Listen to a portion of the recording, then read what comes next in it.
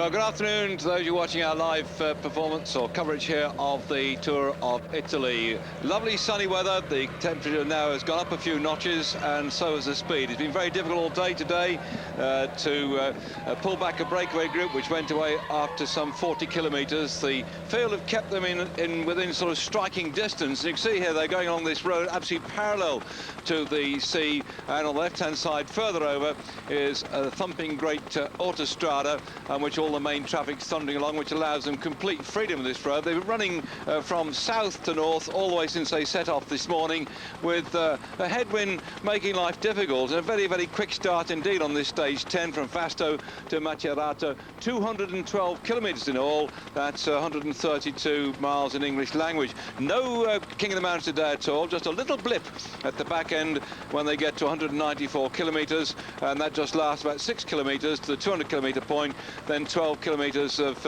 relative flat again. So ways to go.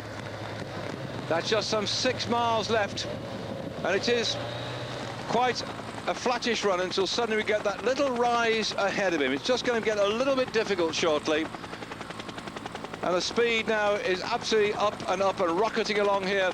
The Psycho Cannondale team are beginning to put the pressure on.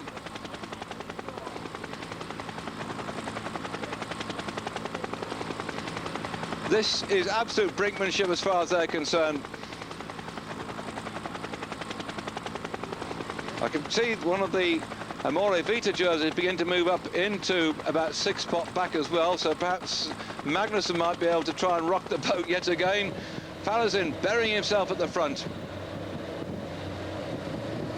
Good start, low crouch down position, a bit bent in the knee I would say, but still powerfully riding along here.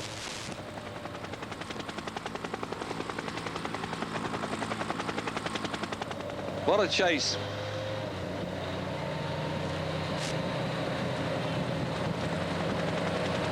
Well, one of his teammates swanning along at the back here, not least but interested in what's going. That's Gianni Bugno, by the way, number 92 at the back. And Bugno said he also wants to try and do something. So, well, they're over the top, that little drag I told you about. It's a run down in towards the finish. It's going to help him now because there's nothing really here to threaten him, just that twisting and turning in towards the finish, which in fact will be to his advantage. And a little bit close to the camera, but there you are. Wouldn't you do the same thing in his position? Oh, they're coming at him now. It's amazing how the big bunch behind can just judge very precisely. What they don't want to do is to snap him up too soon, because if they get in too quickly, somebody else might start to go as well.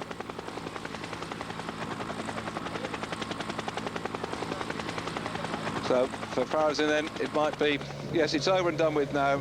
This man, his only victory last year was to win the Italian Championship. Quite a good all-round. He finished 9th overall in the Tour of Spain. But right now, he's done his job. He's trying to get the victory, but he's certainly made them stretch the legs. And the Psycho Cannondale team have now got to watch that the same thing doesn't happen again. And they've got to keep the speed up. They really have done a tremendous job today. And if Cipollini doesn't get his victory, I should think they'll go blast, or whatever is the Italian equivalent of that.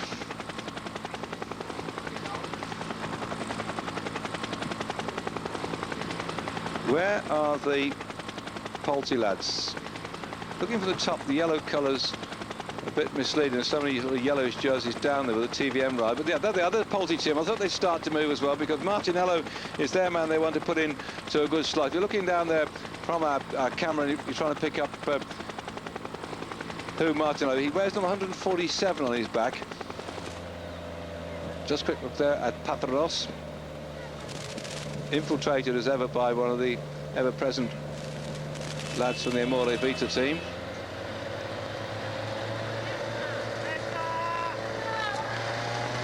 Tremendous speed. Where's Martin? The Polti team is still hanging back a little bit further back. The one in the green shorts sitting in a little group there has got to be either Martin and or Ado, because Martin's the lead-out man for Ado of the Como Costa Branca Eurosport squad. And then also moving up there for the Riso Scotti team, Baldato has got to be their man to look for a stage victory today, because Minali, who snaffled a victory on the stage into Forte del Marmi, has now retired and gone out of the thing. So I see 115 and 112 just there. 112 is Baldato, 115 is Brognara, who's a lead-out man for Fabio Baldato. Baldato looking to get a victory today He's been there or thereabouts. He's been so close to getting one, but I think he's now got to just hope that something goes wrong in the final shakeout, in the big sprint, that he can just take over and do something. Baldato lying in behind his teammate. Who else we got in there? The ever-present orange colours of the Scrigno Gann team. Biaggi Conte, number 131, is following the wheels too. For something like no, it's interesting enough. That's fine. Look, now Bartoli suddenly down there. The camera's picked up Bartoli and Zuller, and it looks to me as if Bartoli's not going to challenge for the sprint today. He's just marking Zuller coming in. So he's obviously saying, no, I won't put my life at risk. I'll follow him through. I'll keep myself ready for tomorrow, where we have an uphill finish. It's got a nice little finish tomorrow. So Bartoli's decided, I think, as Kamazin, no, it isn't Kamazin, it's the Danish champion for the TVM team sliding off the front at the moment. And that's Larsen, Bo Nikolai Larsen himself, who's drifted off the front.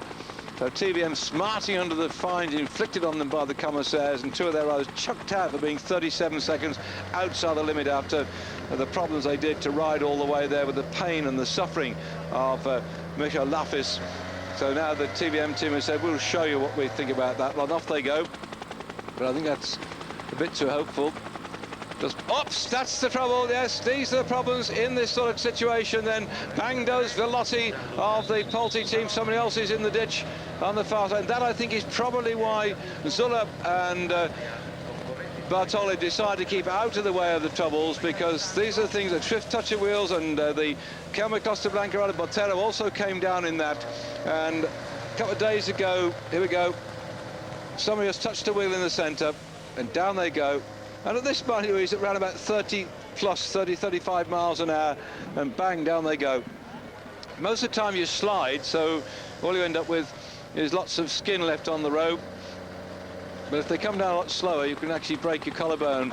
But for me, the man of the mud match the other day was Cenghi Alto, who came off, he dived into a ditch, and the ditch was full of muddy water. When they picked him out of the ditch, you couldn't see him. He was just black from head to foot with some stinking, horrible, smelly gunge out of the ditch, and it was unbelievably bad.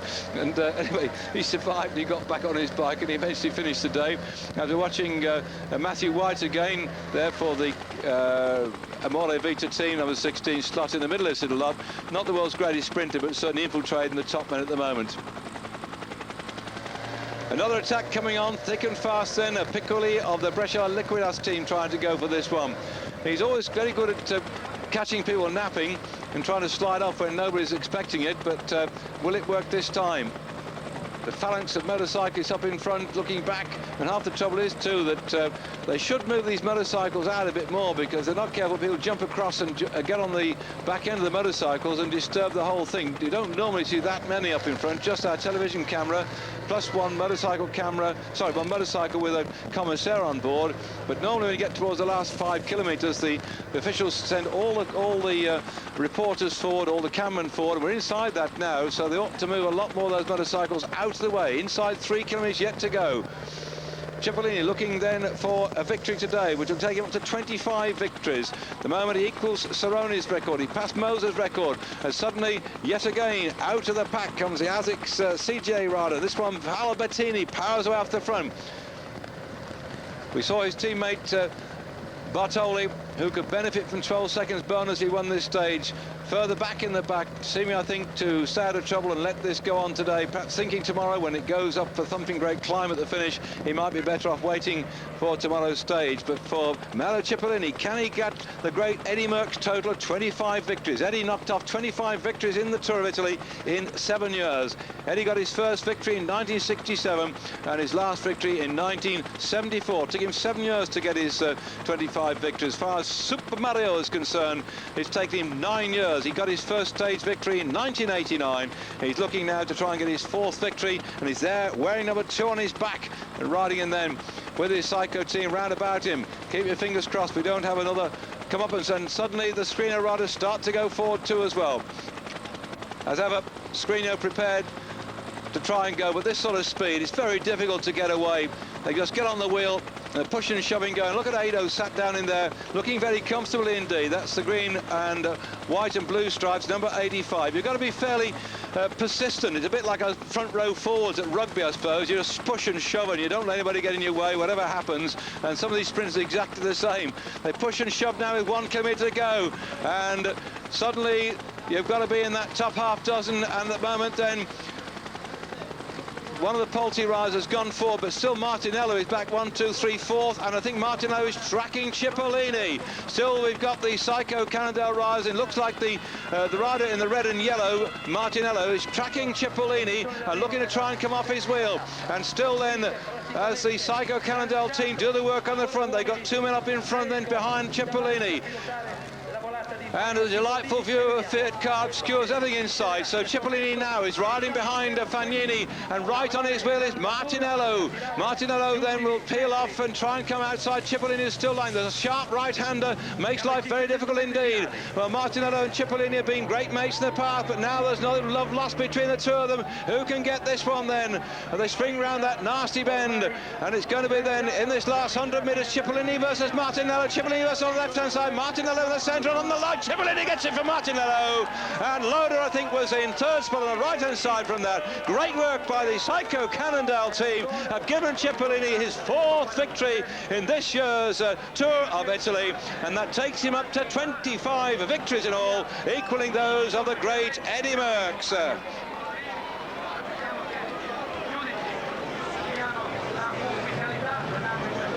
You can see the young lad behind. There is a god in front of him. Re Leone has roared again, and Cipollini, but look at the exertion on his face. He makes it, he's a great playboy, but by goodness, he's a damn good bike rider. To sprint like that after racing that distance at that sort of speed, and Cipollini then now with that victory going off for the victory celebrations. Well, he had a couple of victories here in the past in this area called the Marches. He won 2 stages in the past here. He won one in 1992, one in 1995. And so Cipollini now, as the rest of the riders come in here, having had a tremendous hard day in the saddle, and another tough day yet to come up. Many of these riders you see here have been working flat out to keep the thing together. But the day is over as far as they're concerned. And Cipollini timed it absolutely perfection. Amazing this fellow is. Sometimes he gets it absolutely right, and sometimes, like yesterday, he couldn't have got it more wrong. But everything went well today, and I'm sure the first lot he's going to thank will be his Psycho Cannondale team, who were just like clockwork running to the finish. And at the end, the last man peeled over, left into his own. Martinello tried to come off his wheel. Martinello, at the moment, is leading on the UCI classification for the track distance races for the 6-day. Martinello, having won 3 6-day races during the winter, is now tracking him as Farrazin is the last man to pull over. But Martinello just couldn't get past him. I think that's Loader into 3rd spot. As Farrazin peels off, that's great teamwork. And Cipollini, absolutely full of power, thunders through, just can't be caught. Sprinting at some 40-odd miles an hour, and the rest are still grovelling as he does his traditional "Where I am, mother."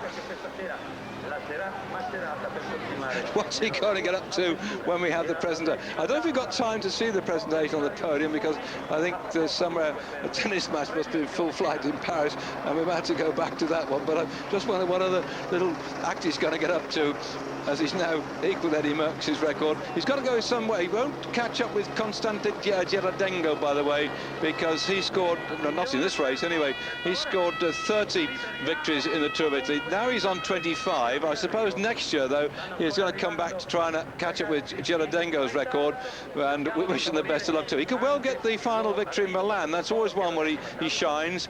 So now he's got 4 victories. He got 5 last year, and as I said to you earlier on, wore his nice Amami 3-piece suit in Milan. to celebrate the fact that he had all those successes, 5 victories in 1997. Now he's got 4, and there aren't really, I'll have a quick look at the profile, because there aren't really any flat stages from now on in. So Cipollini now has got to survive another 12 stages of absolute flogging himself to a standstill to get another victory over the...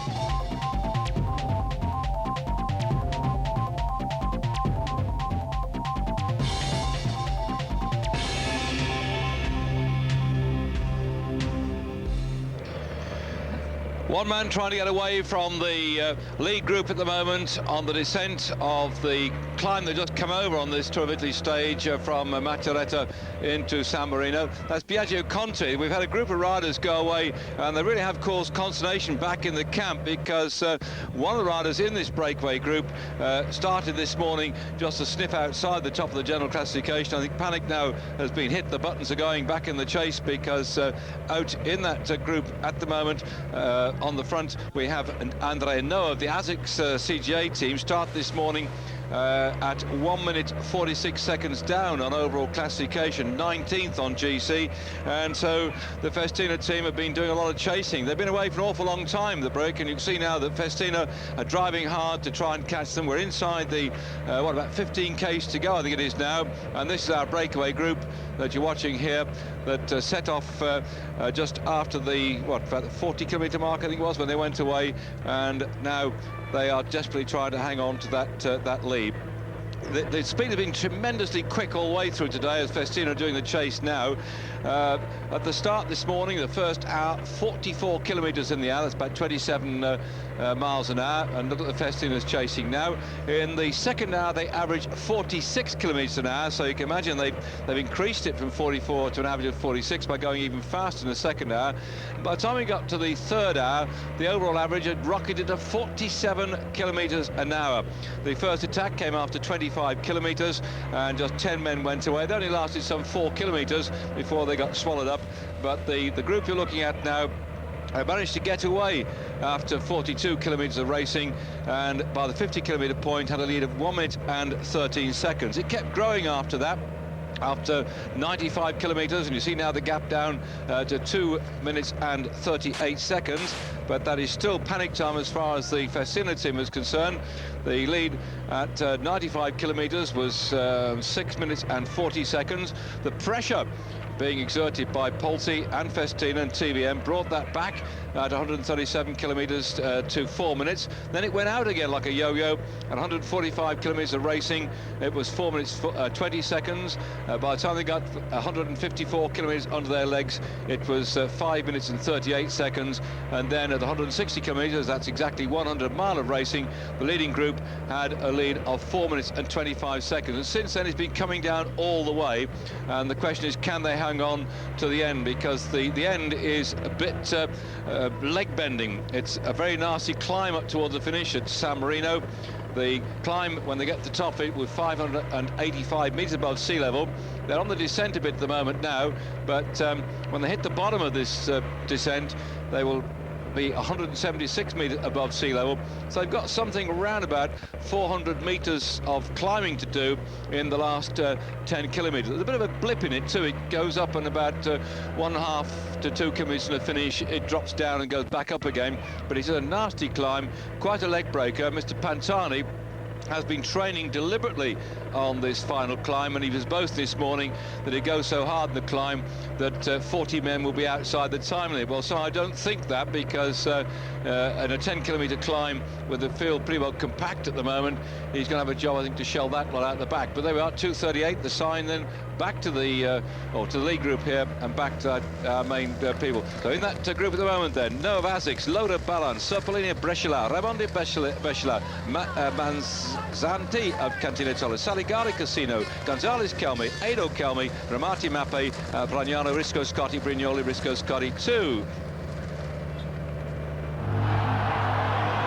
inside the final 10 kilometres now of this race, and they begin to go up in the climb towards the finish at San Marino. This little principality wedged on the right-hand side of the leg of Italy. If you get a map out and you wonder where we're going to finish now, if you find Rimini on your map, then just look inland from there and you'll find San Marino, this little ditty principality where they're going to climb up to the finish today. I hope I can give you a bit more time. I can have more time to talk to you about San Marino, but we're really rushing into the finish today on this stage, which has been full of action and very, very fast indeed. This is our breakaway group still that we're looking at, as the field behind is closing the gap down. Last time check we had 2 minutes 38 seconds, so Denis Zanet of the Vini Calderola team has decided to try and slide a bit off the front. But the big, long, lanky fellow here, and I think somehow that he might find himself in a bit of trouble. This is a new team on the block. We probably haven't seen much of it on Eurosport. In fact, I can't remember seeing them at all before we came to the Tour of Italy, but they're trying to make a name for themselves. Again, they're a wine-producing company. And they've got a team together, which they openly admitted when they started out was going to be one full of young riders and old riders, just more in hope than any certainty they'd get some sort of success during the season. But they are building it up, and their man here has got in that breakaway, which went after some 40 kilometres of racing today on the total stage of 220. So it makes it to the end. He will have 180 kilometres out on the front.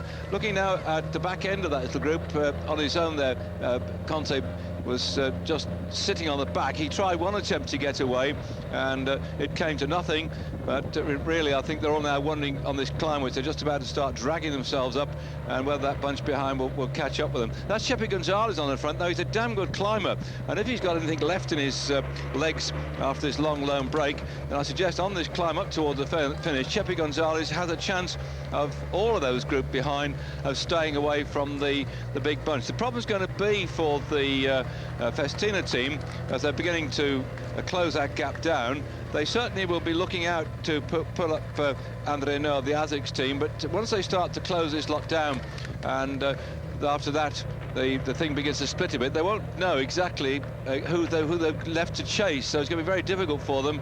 They've got to sweep up everything they can do on this climb, but I think somehow that this little group here will begin to split, and they'll be picking them up in penny numbers. They've got very, very tired legs indeed, and you can see here the two Riso Scotti riders on your screen now, Bragnara and Brignoli. I tried to give you a rundown before we dashed off to a break to tell you who had gone in this early break, so let's go back and start again. We're picking up now the two riders from the Riso Scotti team, Imano Brignoli and Stefano Finesso.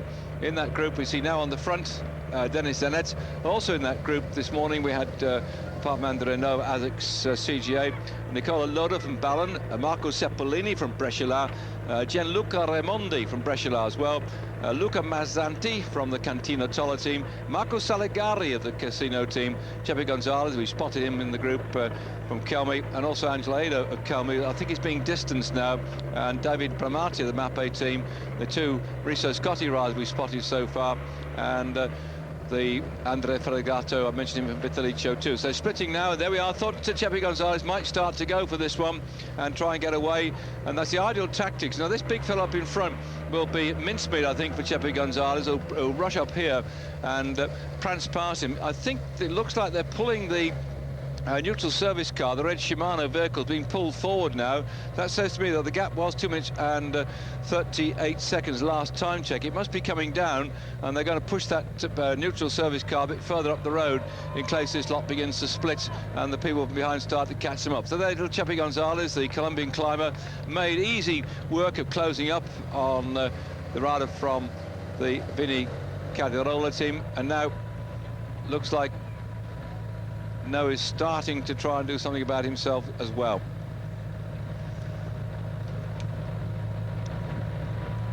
Well, Bartoli, his teammate, wearing the Ciclamino jersey, the sort of maroony coloured jersey, hasn't been too good on that climb that we had further back down the road. He got dropped because for some unknown reason they decided to put the Giro today at the top of a climb, and it was what, 986 metres above sea level. In fact, it's further up than the finish today at San Marino, but the San Marino climb is a much tougher one, as No realises now he's got to go up with the best climber, and Chepi Gonzalez is with the best climber. And only 5 kilometres to go. This could be an absolute turn-up for the books. Andre No starting to go away, and Festina looked like they might be losing the pink jersey to a man who surprised everybody by going with that break. You can see the seconds being counted down on the right-hand side, and once he goes past that magic distance of 1 minute 46 seconds, then he'll be technically race leader on the road. He has been there already, but as we get the final 5 kilometres, anything can happen now. I mean, the maximum lead he had at one time on the run-in today was well over 6 minutes, and the Calderón has now disappeared off the back, but Chepi Gonzalez is now trying to mark out Anders Zo, and he's gone up there to him now.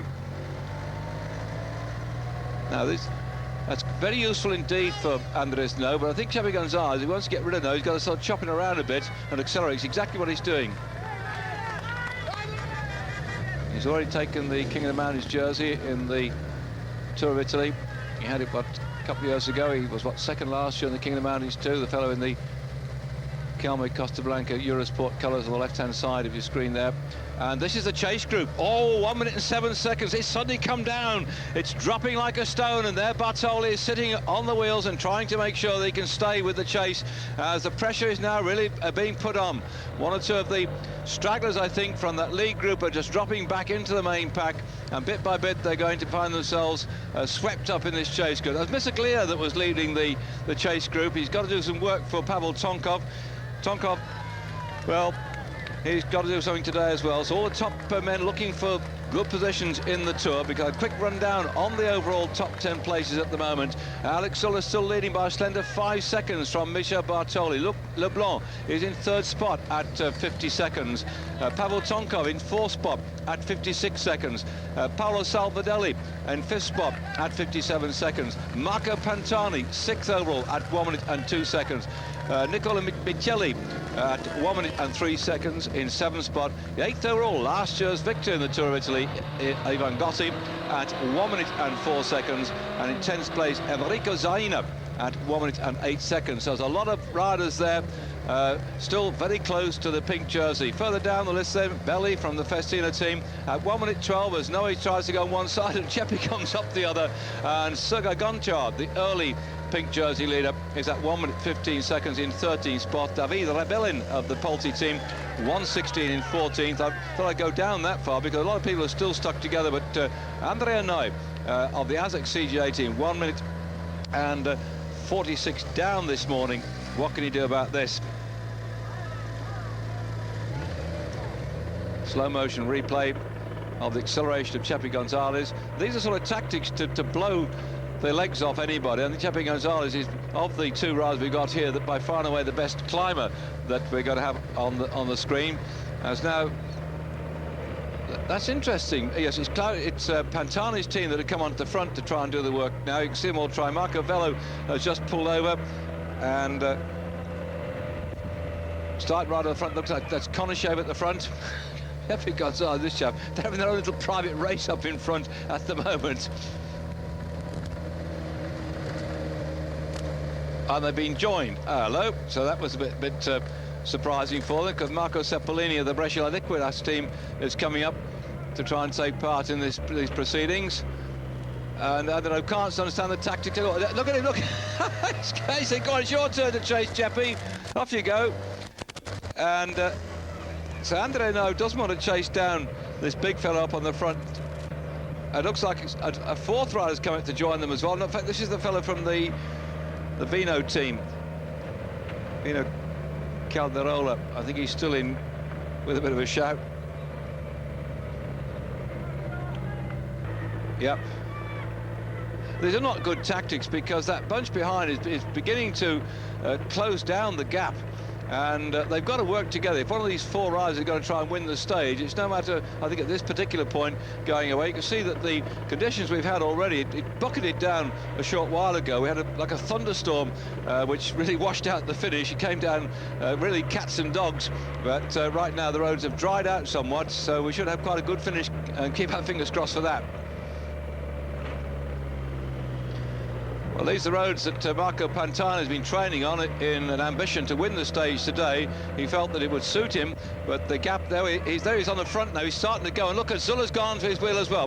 He's not on the front. His other teammates are on the front, but he's very close to it. Pantani there with Zulla following him. Good move from Zulla, because he recognises that he might as well stick close to the man who knows this road very well indeed. Pantani concentrating now, but the gap, which at the bottom of the climb had come right the way down to just outside a minute, a gap with a breakaway group, which at one time had been over 6 minutes, and now suddenly they've really started to cut that deficit on this long climb up towards the finish.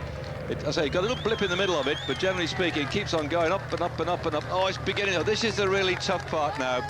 This is where the legs are going to start to burst, because the last 7.5 kilometres, it really is suffering time for the riders. And Pantani also asked, by the way, of the spectators, you saw them on the side of the road, not to come out and run like they did the other day and get in his way and try and sort of disturb his rhythm, because he did have problems, and he's there now in second spot now. Pantani's about to explode on this climb. He with the bald head, still being led by his teammate, but it looks as if Bettini's giving a bit of a run for his money. Bettini powering away at the moment, wearing the green jersey of the leader on the King of the Mountains competition. He's well ahead on GC. He's got 25 points to Baronti's 14. Zulla back in the third spot with Piccoli at 13 points. And Zulla now gritting his teeth and watching after this man. I wonder what tactics are going through the head of the two men from ASICS CGA, Bartoli and Bettini, because Andrea No from their team is up the road there. They've got to go and ride hard to try and take that pink jersey off Zulla, but they're going to pull back their man who'll be desperately trying to get the stage victory and the pink jersey too. So the ASICS CGA team's trying to make enormous strength here with Paolo Bettini on the front, followed by, in the yellow jersey, that of the Mercatonino Bianchi rider Pantani. Zulla's looking strong at the moment. They're pulling him back there. Well, that's the man who's blown an enormous gasket. One by one, that lead group's coming back.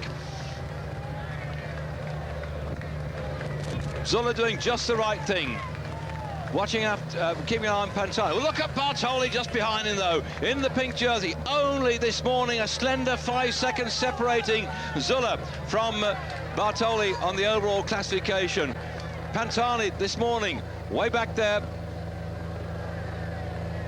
He can't pull 1 minute and 2 seconds out. I think he wants a stage victory, and that will be sensible if he eases back a little bit now, Pantani. If he's going for a stage victory, that's about all he can get, I think, today. He certainly won't pull back that 1 minute that separates him, 1 minute and 2 seconds from Zulla. Well, Bartoli for the last couple of days has tracked Zulla. He's not attempted. He got himself a few seconds bonus on one of the Intergiros, but he didn't attempt yesterday to contest the finishing sprint or do anything on the Intergiro. Today he was struggling on the climb, but look at the little gear he's on, the Diddy one that Pantani's rocketing up here, and still Gonzalez on the left-hand side. He's trying to win the stage, but Pantani is after him now, twiddling that little teeny-weeny gear and accelerating here. Superb pedaling rhythm he's got.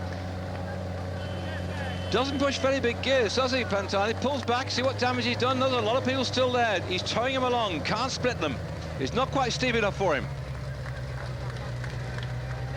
Beautiful, brilliant performance by Paolo Bettini, though, on your screen now, number 22 for the ASICS CGA team. He's riding hard, constantly keeping the pace up. Got Zulla behind him, and then we can see also just behind him too, Bartoli looking to get those 5 seconds off Zulla. And the man from the Psycho Candel team is Paolo Savodelli.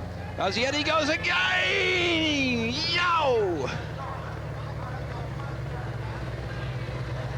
Well, I'd rather watch him in action than listen to him sing. It must have been not last year, the year before, when Pantani had that terrible crash and broke his legs, and both his legs were broken and he was off his bike. Now he's been closed down by Luc Leblanc, and in the Tour of Italy, well, it must have been at least a couple of years ago now, before the actual thing came on air. We didn't have it on Eurosport that time, but I was working for another station, and they used to have Pantani singing. There was a special song, because he's quite he plays a guitar and he sings in his local cafe. Oh, Rux is going now. But I'd rather see Pantani ride than sing. I think he's discovered he's got more opportunity of being a bike racer than he has a singer. As Rux is going away. Well, he's down about 20-something. I'll try and find out where he's at, because the rest are not too bothered about him right now. But Rux is 24th at 1 minute 59 seconds. And is determined to try and stay in this race rather than ride the Classic des Alpes, which he rode last year. Of course, the big climb coming up, a big climbers trophy, that Classic des Alpes, and Bronk is always looking to try and get it. But here we're back at the front of the group. He's looked a bit sort of higgledy-piggledy. We spent more time going back to see what's happening with the pink jersey than watching after Chepi Gonzalez, who's just up there in the front of that crowd, and still Noé's, but there's 1 kilometre to go. Chepi Gonzalez hanging on for grim death as the rider from the ASICS CGA team, Noé here, he certainly was looking for a stage victory now, and Rux is trying to do the same thing. If he goes away here, I'm not sure what's going to happen to this fella, because he gets the victory, he'll take the 12 seconds bonus, but Bartoli behind him, he's for the same team. This is most unusual that he's still riding away here. You can see 19th on general class in 1:46. He can't really at this stage get this stage victory by enough to hold the jersey, surely. The countdown to the finish is going to be really electric, because Bartoli will try and get away just to take those 5 seconds off Zuller. Remember, coming down the order at the finish, 12 seconds of bonus for first, 8 seconds for the second place man, and 4 seconds for the man back in third spot. There comes the chase group, so it might be that Chepi Gonzalez is going to get swallowed up. And still then, Noé hanging on here for his stage victory. He's going to try and get this one. But really, they seem to be very strange tactics. If he's not going to take over the pink jersey, I should have thought he'd been told to go back and stay with his teammate Bartoli. Okay, although this will pull him up on GC, surely he won't have. Watch the clock go by. He cannot surely have 1 minute and 46. And Pantani rockets away off the front of this little lot. And they go, and it's Gotti chasing after him too, and Salvadelli likewise in the red for the Psycho Candel team. But now Pantani rockets away, but has he left it too late then? Pantani's coming up to try and get the victory. He wanted to get the victory here, but I think he's left it too late, as Noé still is on the front, and Pantani is after him. He's left the other riders behind him, and he wants this victory, he wants it desperately. But he looks like he must have left it too late, surely, because Noé's going to get it. Pantani surely can't, with 100 metres to go, close that gap down.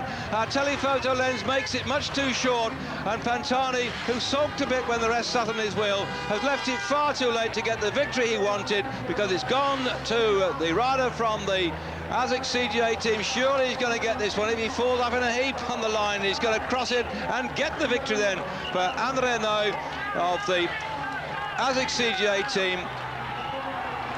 Pantani crosses the line, gets a few seconds bonus, and no, it wasn't the pink jersey of Bartoli that got there for second or third spot, so that won't change the overall classification, because on the Intergiro they were not in contention, that main pack for the 6, 4 and 2 just back on the other climb.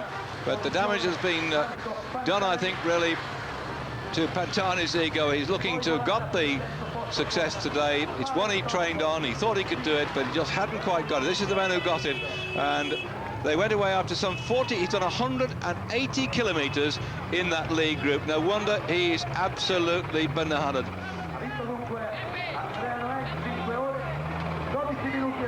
Well, as they come here, the riders out of the saddle.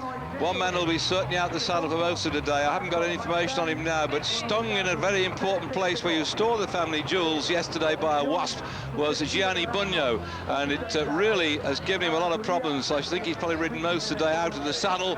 The swelling with there was very painful indeed this morning. Bugno not having a good tour of Italy. Somebody the day before threw an egg at the race, and guess who it hit? Gianni Bugno. And then yesterday he went and got stung by a wasp in a very dangerous and very painful place.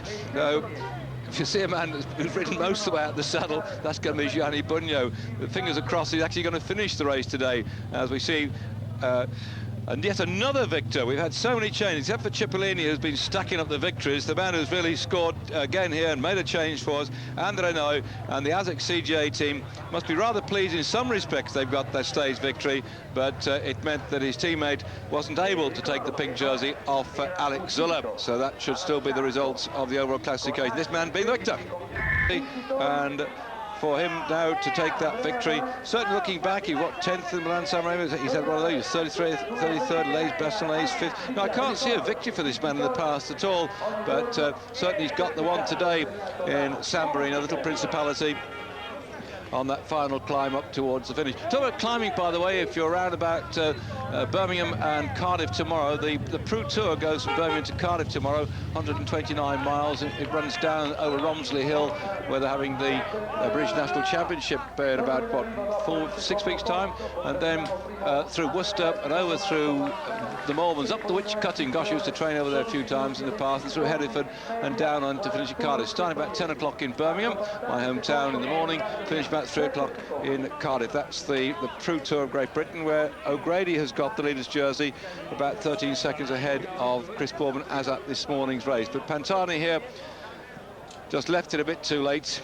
and there's big climbs on that Pro Tour today, so I wonder if the overall situation remains the same. There we go with Bartoli going through Rebellin, Tonkov, Gotti, together with Zuller in the pink jersey, and all the top men coming in together.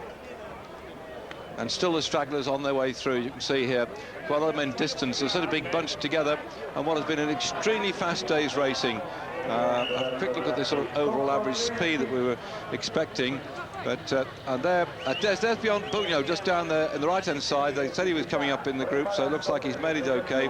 And the speed, if they had done some 39 kilometers per hour, they would have finished. Oh, we're well ahead of that. We've averaged something around about, I suggest, about 42, 43 kilometers per hour today. It's way ahead of the schedules. So if you've been setting your recording at home, expecting to see a bit more of the Tour of Italy today, I'm sorry they've just got stuck in today and raced away when we had that group of riders which set a tremendous pace at the front, trying to get this man on your screen now into the leader's jersey.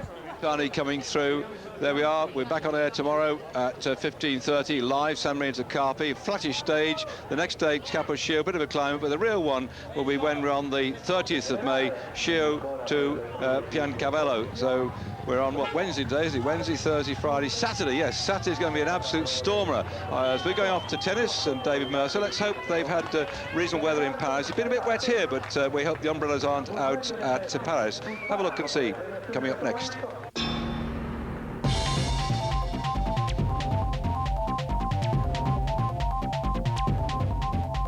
To watch them go through. We've got 15 Ks to go now. They're going over the tumble. They've got a pretty rough day today in the Pro Tour. Let's hope they stay on course. I've had sent to me also a fax of the article by William Fotheringham in The Guardian, which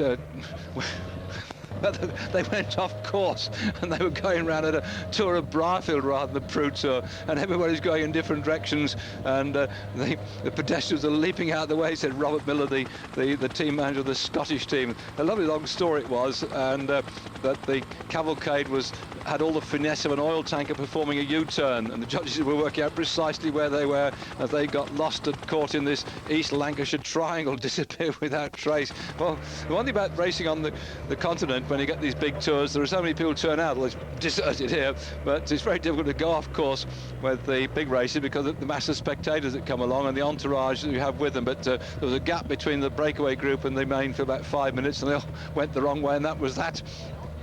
Yaman's closing that gap down, and I should think they'll probably all get back together again. It's been the ice skating conditions which have caused that little group to split, as we've now got the chasers still there with 15 kilometres to go. Well, there's a fair possibility, so see, a fair possibility that breakaway group at the front could well perform the miracle and stay out and get the stage. One of them get the stage success there. 1 minute and 14 seconds you can see on your screen now in 15 kilometres. That's going to take some pulling back in the dry, and in the wet, particularly what's going to happen as they break up that group in front, the main pack behind will never know, or they have difficulty deciding if they caught all the breakaways or if anybody's down the road. So keep your fingers crossed. Well, I'm sure Cipollini performer, but supporter, but I think he might get the success today. Welcome back then to a rather wet Tour of Italy, coming in towards the back end of the race now. They shouldn't be long before they get to the 10Ks to go. This breakaway group still just over a minute lead on the main pack, where desperation is, I think, hitting the faces of the Seiko Cannondale team. This breakaway group is beginning to thin down a little bit now by virtue of the conditions that they've been racing under. Not been very good at all, but still in there. The Cantina Rada Javiesta driving this one along as we go back now to the chase group. Today's stage then taking the riders from San Marino to Carpi, 202 kilometres. San Marino, nice little place with its duty-frees and its own postage stamps and of course its own coins too. Goodness knows what's going to happen when we get the Euro, as to whether they're going to have to get rid of their coinage too, or whether they'll be independent and still print their own coins and put up the proverbial two fingers to the Euro, as we seem to be doing so far in the right to European unity from Great Britain. We don't seem to want to take part in the Euro yet a while, but I don't know what's going to happen to San Marino's coinage, but we shall have to wait and see. Still driving here then, the Seiko team to try and pull the thing back, and I doubt some of us in our commentary positions here that that little group's going to be caught. We'll have to wait and see.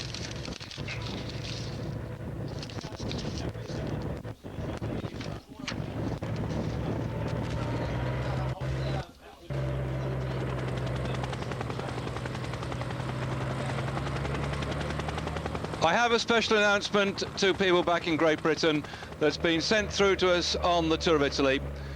I understand from Jeremy Whittle of the Times that the Pro Tour has been suspended for the day. I mentioned that it was going down from Birmingham, my hometown, to Cardiff.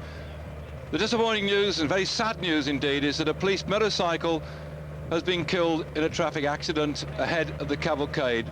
And so the escort duties have been suspended and the stage will probably resume tomorrow. Now, whether they're going to resume the stage down to Cardiff from where it was halted, or whether they'll just pick up the race, as I suspect they will probably do, tomorrow it goes from Bristol through to Reading, then that will be announced back in Great Britain, and I'm sure that we would like to join all the viewers in extending our sympathy to the policeman's family and also to his colleagues. They do a wonderful job, the police, in escorting the cycle racing in Great Britain. They do it under difficult conditions because the people watching cycle racing on the side of the road, when they get out their cars, they're often perturbed to be stopped in what they're doing, and they do a difficult job, the police, to ensure that racing goes through as it is allowed by law. There's a law in Great Britain which allows us to race on the open roads, and the police do a wonderful job escorting cycle racing, and unfortunately there's been an accident today. Very sad news from the Pro Tour.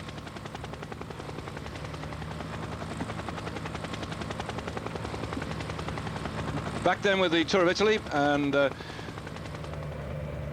this breakaway group now somewhat reduced in numbers. We've still got 10 kilometres yet to go, and as I said to you before, it's an extremely good run in towards the finish, so there's a fair chance that providing these little group of riders here stay away. Looking at Per Domingo of the Cantina Tolo team, he's got Vestia of his teammate also there, and it seems as steam has gone out of that chase. They're all a bit watched across the road, aren't they? And the gaps will come up, or the time gap will come up on your screen. You see the pink jersey of Zulla getting himself in the centre there, and the left-hand side of your screen, the Ciclamino jersey of Bartoli, 5 seconds down this morning on the pink jersey. There are 12 seconds bonus at first, then 8 and then 4 in the top 3 players. Pantani moves himself through 101 left-hand side of the screen, just missing the edge of the curb there, moving through, being very truly tracked as well by number 11, Glenn Magnussen from Vita, has already had a stage victory here in the Tour, and the countdown coming up on the right side of the screen as it looks like Cipollini's trying to go away. Well, this is absolutely amazing. Perhaps he's fed up with the speed see this going on, and he's trying to launch himself out into no man's land. I suppose he might as well go down with all guns blazing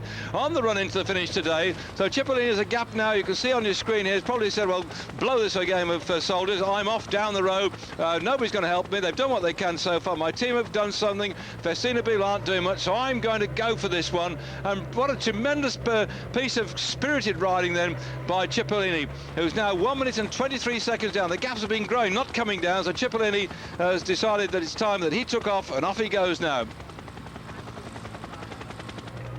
Well, Cipollini's still trying to say, come on, you lot. He's won so far in this race about £13,000 is his money he's won so far. I'm not sure he's that bothered about what he's going to add to his amount of money now. It's just the prestige of going and getting yet another victory.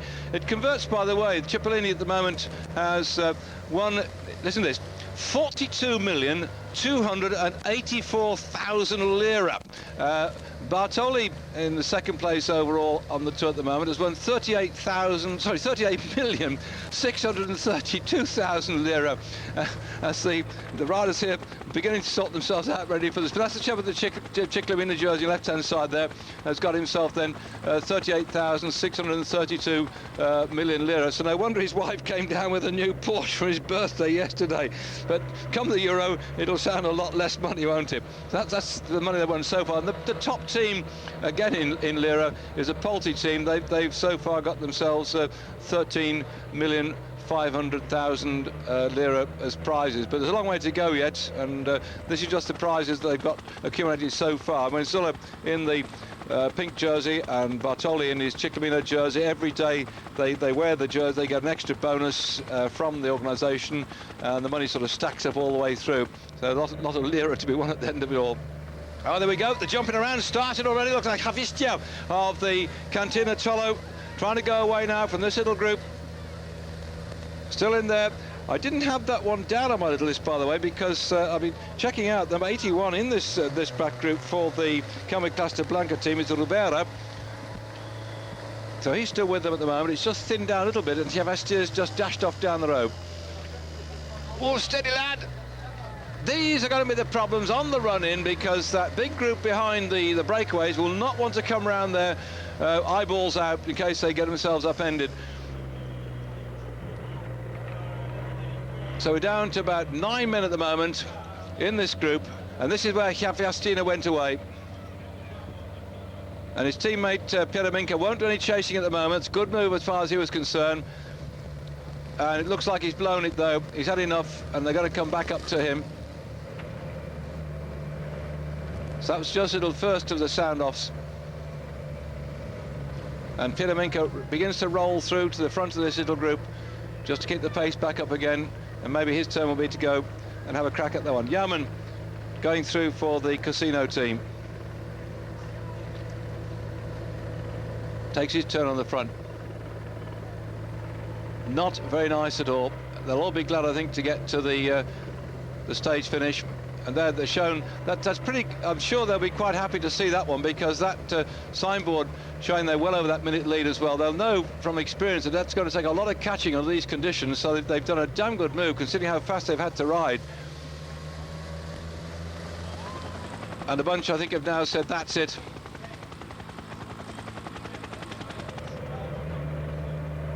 Festina, we're working hard to just keep that as close as they can do, but any thoughts of stage victory from this big bunch, I think, is now over and done with. And Cipollini's gesture to ride off the front has come to nothing, but still a hard day at the office of the Festina team, driving this one on. Of course, it'll help tire them down as they're getting up towards the mountains now. The work they've been doing to protect that pink jersey means that they will go into the mountains with not so much effort and not so much strength in their legs, which will probably suit some of the other teams that are trying to get themselves into. Well, that's your rundown on the riders in that group.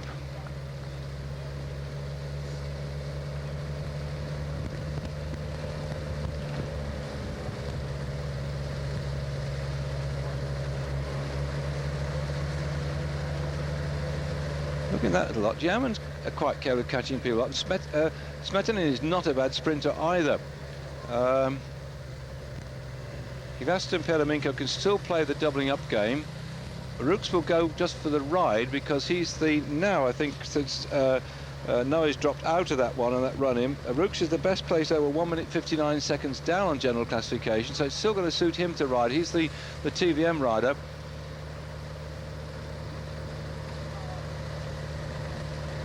What a murky, horrible day it is too.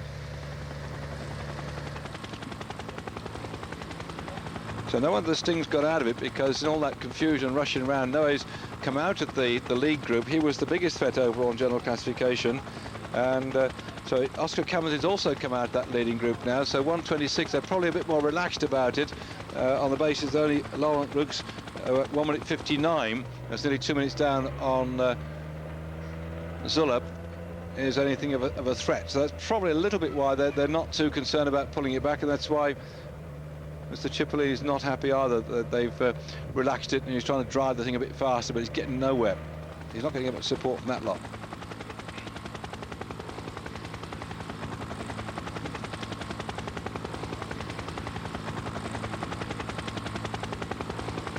The trouble when you're riding in these conditions, I was saying earlier about the with Zuller with his glasses on, you have to keep sort of wiping. You don't have any goggles or anything like that. The spray comes up off the wheels of the riders in front. You can see all the spray absolutely flying around here. It comes up off your own front wheel, because what happens, the rain goes forward off your front wheel. As it goes so far in there, it suddenly gets blown up straight at you.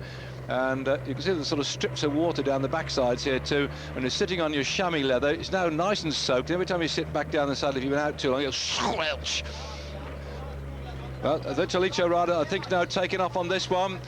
Or is it Yarman? No, it's Yarman, I think, that's gone for this one.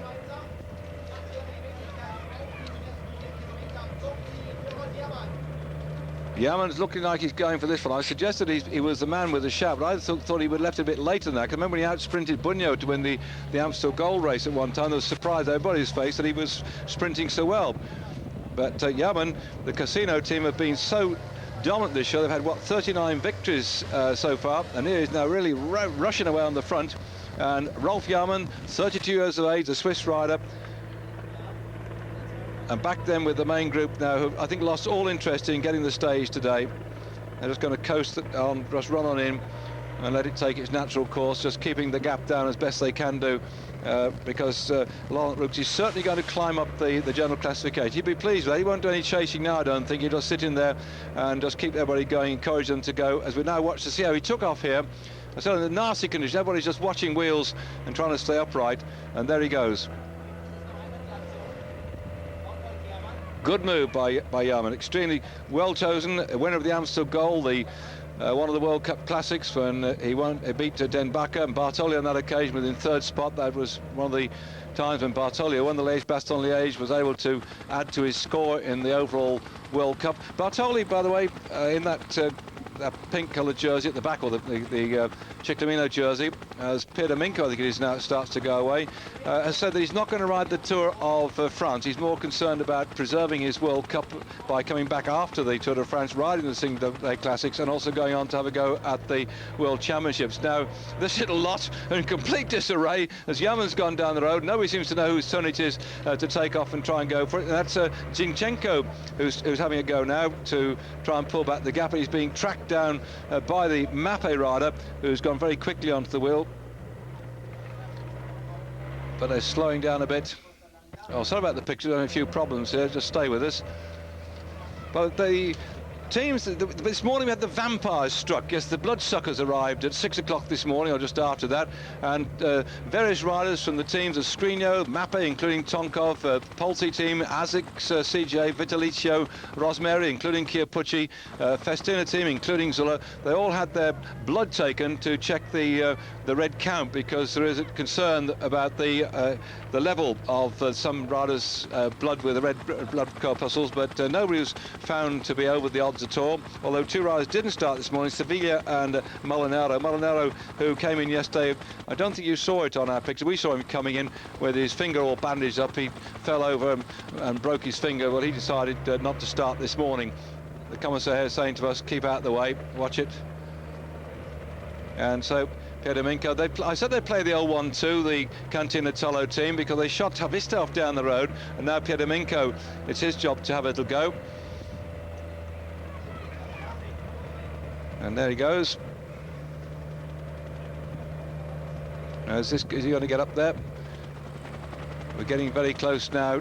I think we're certainly going to be able to pick a victor out of this little lot. There's every attempt from the group here to split up. There's Rooks who's quite happy, I think, to follow wheels. If I was Rooks, I wouldn't do anything to aid and abet the chase. Now, his follower's got to tow all the way through, because every second he can save.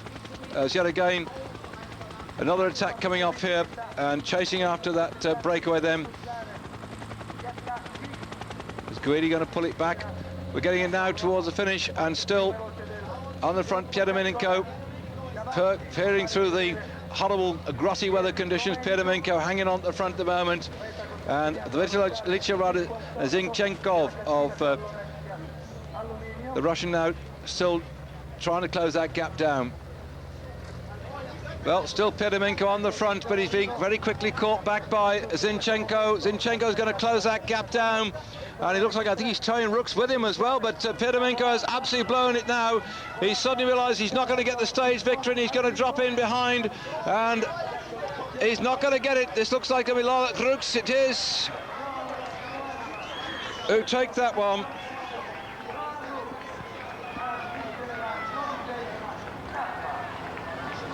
Seconds, extra bonus, 12 seconds bonus in there, so that will undoubtedly help his overall ambitions on the general classification. A beautiful move indeed, a well-timed dive to get off the front of the group, and here the rest of that breakaway group coming on in now.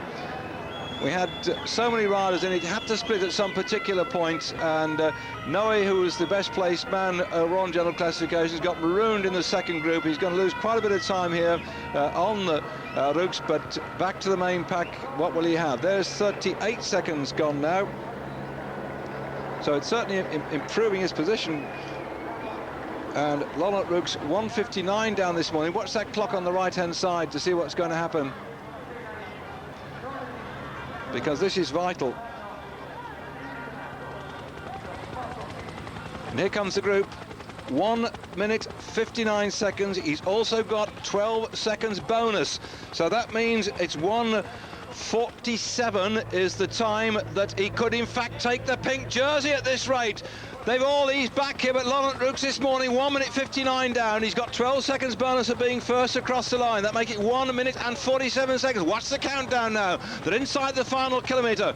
Will this rider then from TVM take over the pink jersey and frighten him? There's the pink jersey on his screen now. Zula's probably be the most surprised to lose it to Laurent Rooks. They knew they'd know he'd been distanced off that league group at the moment. It's coming down now, and it's going to be any moment on your screens. Sorry about the picture breakup.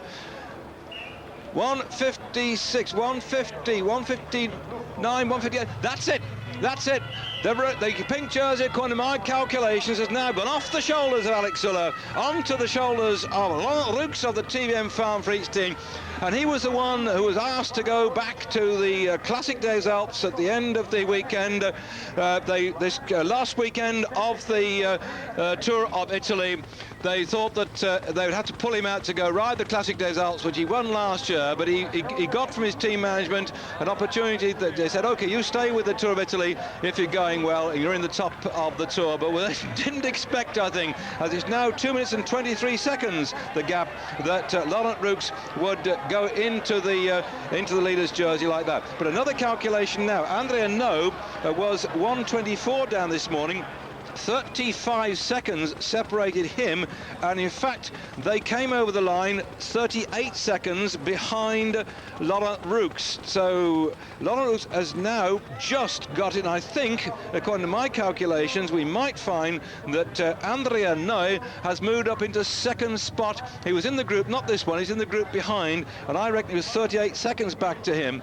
And this morning Andrea Noe started 35 seconds ahead of Laurent Rooks. But Rooks here gets 12 seconds bonus in the sprint, and then the 8 and the 4 seconds goes to these three riders here. So no bonus time as far as Andrea Noe is concerned. He'll just to get the advantage of that gap, which was at least 1 more minute. 2:23. I'm doing the quick calculations here on the back of my packet. 1 minute he's knocked off his 2:20. Yes, he's probably now moved up to just about third third spot, I think, possibly, because Luc Leblanc this morning was 50 seconds down. So we can see quite a change here, that Laurent Roux will take the pink jersey. He romps through here to take his 12 seconds extra bonus, and Zuller, Bartoli and Leblanc are front, themselves also infiltrated by Andrea Noe. I'll wait for official confirmation of that one, but as far as I'm concerned, the stage victory of today in Carpi, Laurent Roux is also going to be the overall leader.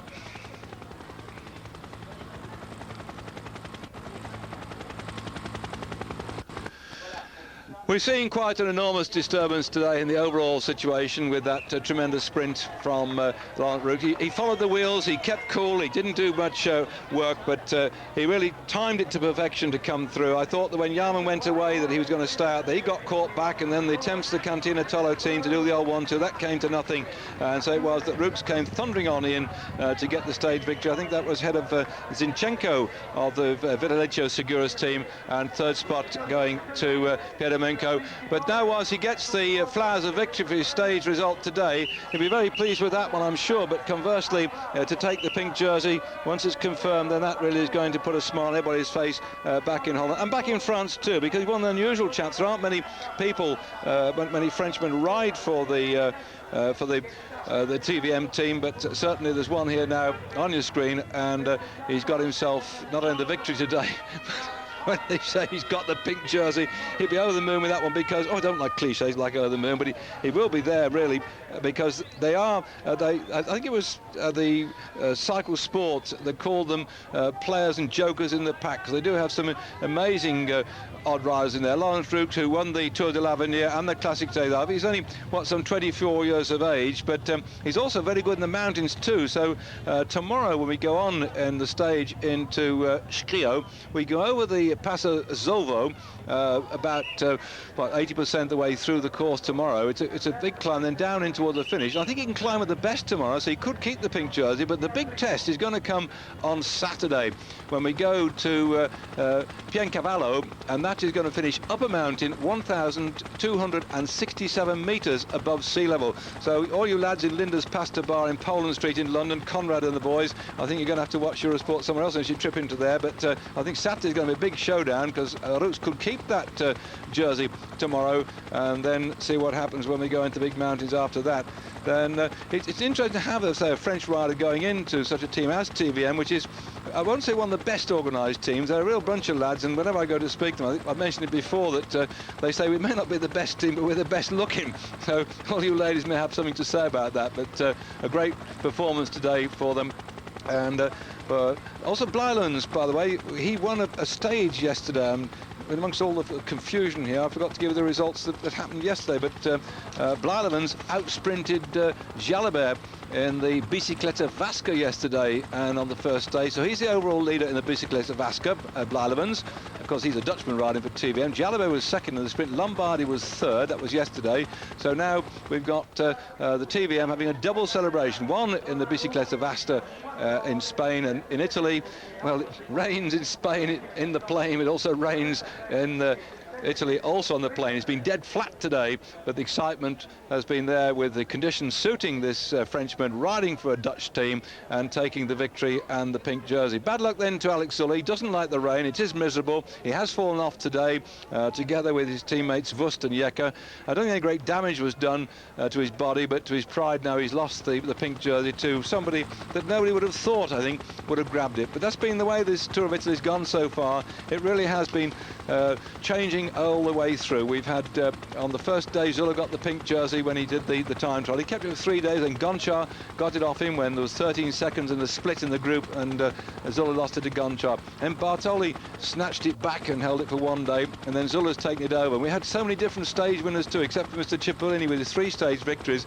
It's been a complete run every day with somebody different, and now we've not only got a different stage victor, we've got also somebody who's taken over the pink jersey as well. We're looking back at our slow-mo here of what's been an extremely fast day. If you're watching all the slow-mo things here live on Eurosport, it's because for once in a while we finished way ahead of schedule. We weren't due to finish until the fastest schedule at 45. Yeah, we've done 45 kilometres an hour according to my quick calculations now. And that is some motoring, isn't it? It's around about 27 miles an hour they've done on the stage today, which has covered some 120 miles. You imagine that racing at over 27 miles an hour. No wonder they couldn't catch them coming in towards the back end of the race, with the conditions being so miserable that keeping a bunch going at a great rate of knots was an extremely difficult thing for them to do. Celebrations then not only with the with the Dutch for Blijlevens and Rook's success, but I also suspect the Dutch frame manufacturer, bicycle manufacturer Gazelle must be very happy indeed. They're part of the Derby International group that also own the rally business back in Great Britain, and the team, the TVM team, ride on the Gazelle bicycles. As it has been part of, not many people knew it, part of the rally group for many, many years. And Wim Broekink was the Broekink family owned the Gazelle business some years ago, and you may also know the name Broekink from the rider who retired last year. Well, there'll be great celebrations, I think, in Holland, because Gazelle have now got not only the stage victory but the pink jersey to go with as well. And there it is. That's the confirmation of the rundown. You saw it live on Eurosport, the group there. And just a shame, I suppose, that Noe of the ASICS team didn't quite make it to the end to get himself in with a shout. But that, I think, will cause quite a bit of a shake-up, because if you go back 42 seconds it was to Martin Pedrigo, so it was a bit further back than I thought to the group that include Andy Noe. So he certainly would have moved up the general classification, Noe, into the top 10, and we'll wait for that confirmation. It may come up on our screen today, but if not, you can be assured that Sports Centre people will be producing the results and giving the overall situation. But going on to the Giro presentation, as the rain is pouring down. That's a special sprint they have, and today the victory did not in any way dislodge our overall leader on the Giro, that blue jersey sponsored by the Fiat organisation that are so heavily involved with the Tour de France. That's Fagnini of the Psycho Cannondale team that has got the jersey in that part of the competition, and they quickly now change the scenery so we can have yet another presentation. And you can see it is umbrella day, undoubtedly, about that, and fortunately not too cold, reasonable weather, and let's hope it gets a bit better for tomorrow, because nothing worse. And then we'll have to do when they go back. Some of the big trucks, if you go around and look at them, you'll see that they've got washing machines in there and dry machines, so the clothing can be washed and dried for the riders. But in years gone by, the whole arrangement was that the riders should wash their own clothing, and if you would go around a town at the end of a stage and see the hotels, you'd find all the jerseys and the shorts and things hanging out to dry after the race. They've got several sets of shorts and tops, but of course if you don't wash them each day, you find yourself running out of clothing. So the thing to do is to wash them as soon as you get back. But now many of the teams have their own washing machines. But I remember Stephen Roche, my co-commentator on the Tour de France, telling me that one thing he always washed himself, he never put it into the sack to be done by the team, was his shorts. He always washed his shorts himself every night, and did it very carefully, because of course nothing worse than getting saddle sores in a 3-week race. And he's got it. There it is. There's a pink jersey. This is going to be real. This lad who's taken over, he won the Tour de l'Avenir, and he won that Classic des Alpes last year, and a good little climber he is too, so he's not going to lose that pink jersey very easily. Absolutely tremendous performance. Great elation. My French commentators alongside me, Boyer and Chassé, have been leaping about up and down. I think perhaps we might pop a bottle of the old champers tonight on their behalf, because it's a great success then for Roux to take that pink jersey and the stage today under what has been some very, very disgusting conditions indeed. Time for the fist to fly, and you need to look happy with that one. And so for the Frenchman from the TVM squad, what a great day it's been despite the pretty disgusting conditions. Roux now takes the lead in the Tour of Italy.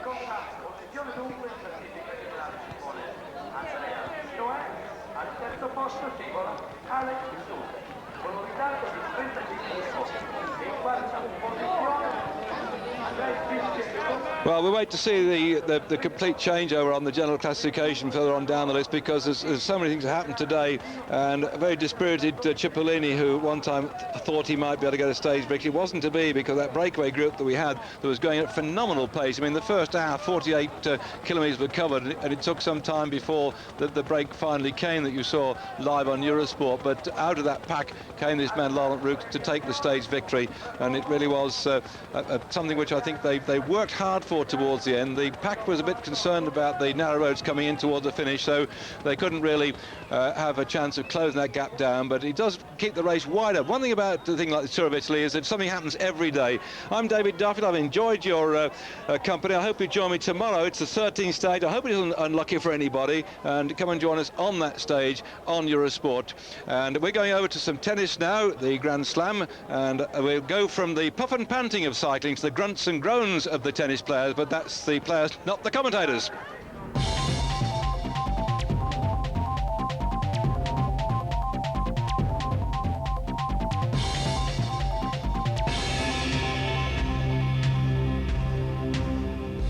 Afternoon to you all. Well, not a very good afternoon on this, the 13th stage of the Tour of Italy from Carpi to Schio, 166 kilometres in all. You can see now on your screen that it's a rather damp and dismal day. I'm sure that we ought to perhaps have an introduction of Gene Kelly singing in the rain and dancing around with his umbrella, or perhaps better than that, the version of Eric Morecambe and Ernie Wise, because we've had pretty awful conditions for the last couple of days, not at all liked by Alex Zuller, who's inclined to fall off when it's wet. But fortunately today, the early part of the race, it's been fairly straight and fairly leisurely too, as far as the main pack's concerned. They've been ambling along at about 40 kilometres per hour. That's about 25 miles an hour. When it's ambling, that's going some, isn't it? But they haven't bothered too much, because three riders clopped off down the road, and their gap now is 2 minutes as we're inside the final 25 kilometres of the race. The pack has been led for a long time by the TVM team, protecting the lead, the overall lead of Laurent Roux of the TVM squad. You see him there in the pink jersey on the centre of your picture, tracking after the champion of Denmark, who is just up in front of him. And they've done a wonderful job to try and keep the lid on things as regards the main contenders for the crown, to pinch the pink jersey off Laurent Roux. He's quite a good climber. We've got coming up ahead of us now a useful climb. Here we are with 20 kilometres to go. And you see looming in the distance those mountains in these rather nasty conditions. So they've got just about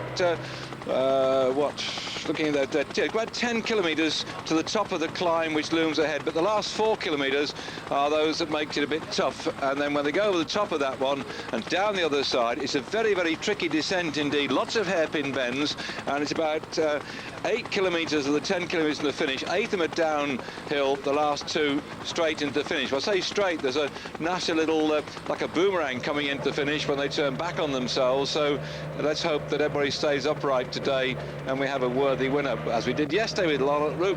Let me put you in the picture then about how these three blokes got away on this stage, which is just 103 English miles, 166 kilometres Carpi to Schio. The first escape we had today after 7 kilometres, Cipollini went away with Stratzer, Ugramov, who's still in there fighting despite his advancing years, Casagrande, Petacci and Baldata. Now, with Baldata nipping off down the road, we didn't think that would last very long, because he normally keeps his powder dry, if you can say such things, when it's persisting down, and they were soon caught. After 42 kilometres, we had the attack of Towler, Juma and Bessie, and they're the ones who are down the road now with this lead, which is coming down to around about 2 minutes as I speak. You see the gap coming up on your screen now. They got inside the 20k to go. And it says 140. Woohoo! They really are pulling that back, which is not surprising with 20k to go, because quick bit of arithmetic here, that's 146 less 42. So yes, the three leaders now have had been out there about 100 kilometres, about 60 miles. They've been bashing away on their own, and the rider from the Skriniar team, Vladimir Duma, we just saw him briefly on his screen, is in that break, number 138. He was 147th yesterday, Vladimir Duma, trying to go a lot better today, but I think this pack here have other ideas. So in that breakaway group, those three riders, Frederick Bessie from Casino, Vladimir Duma of the Skriniar team, and Tony Towler from the Rosemary team.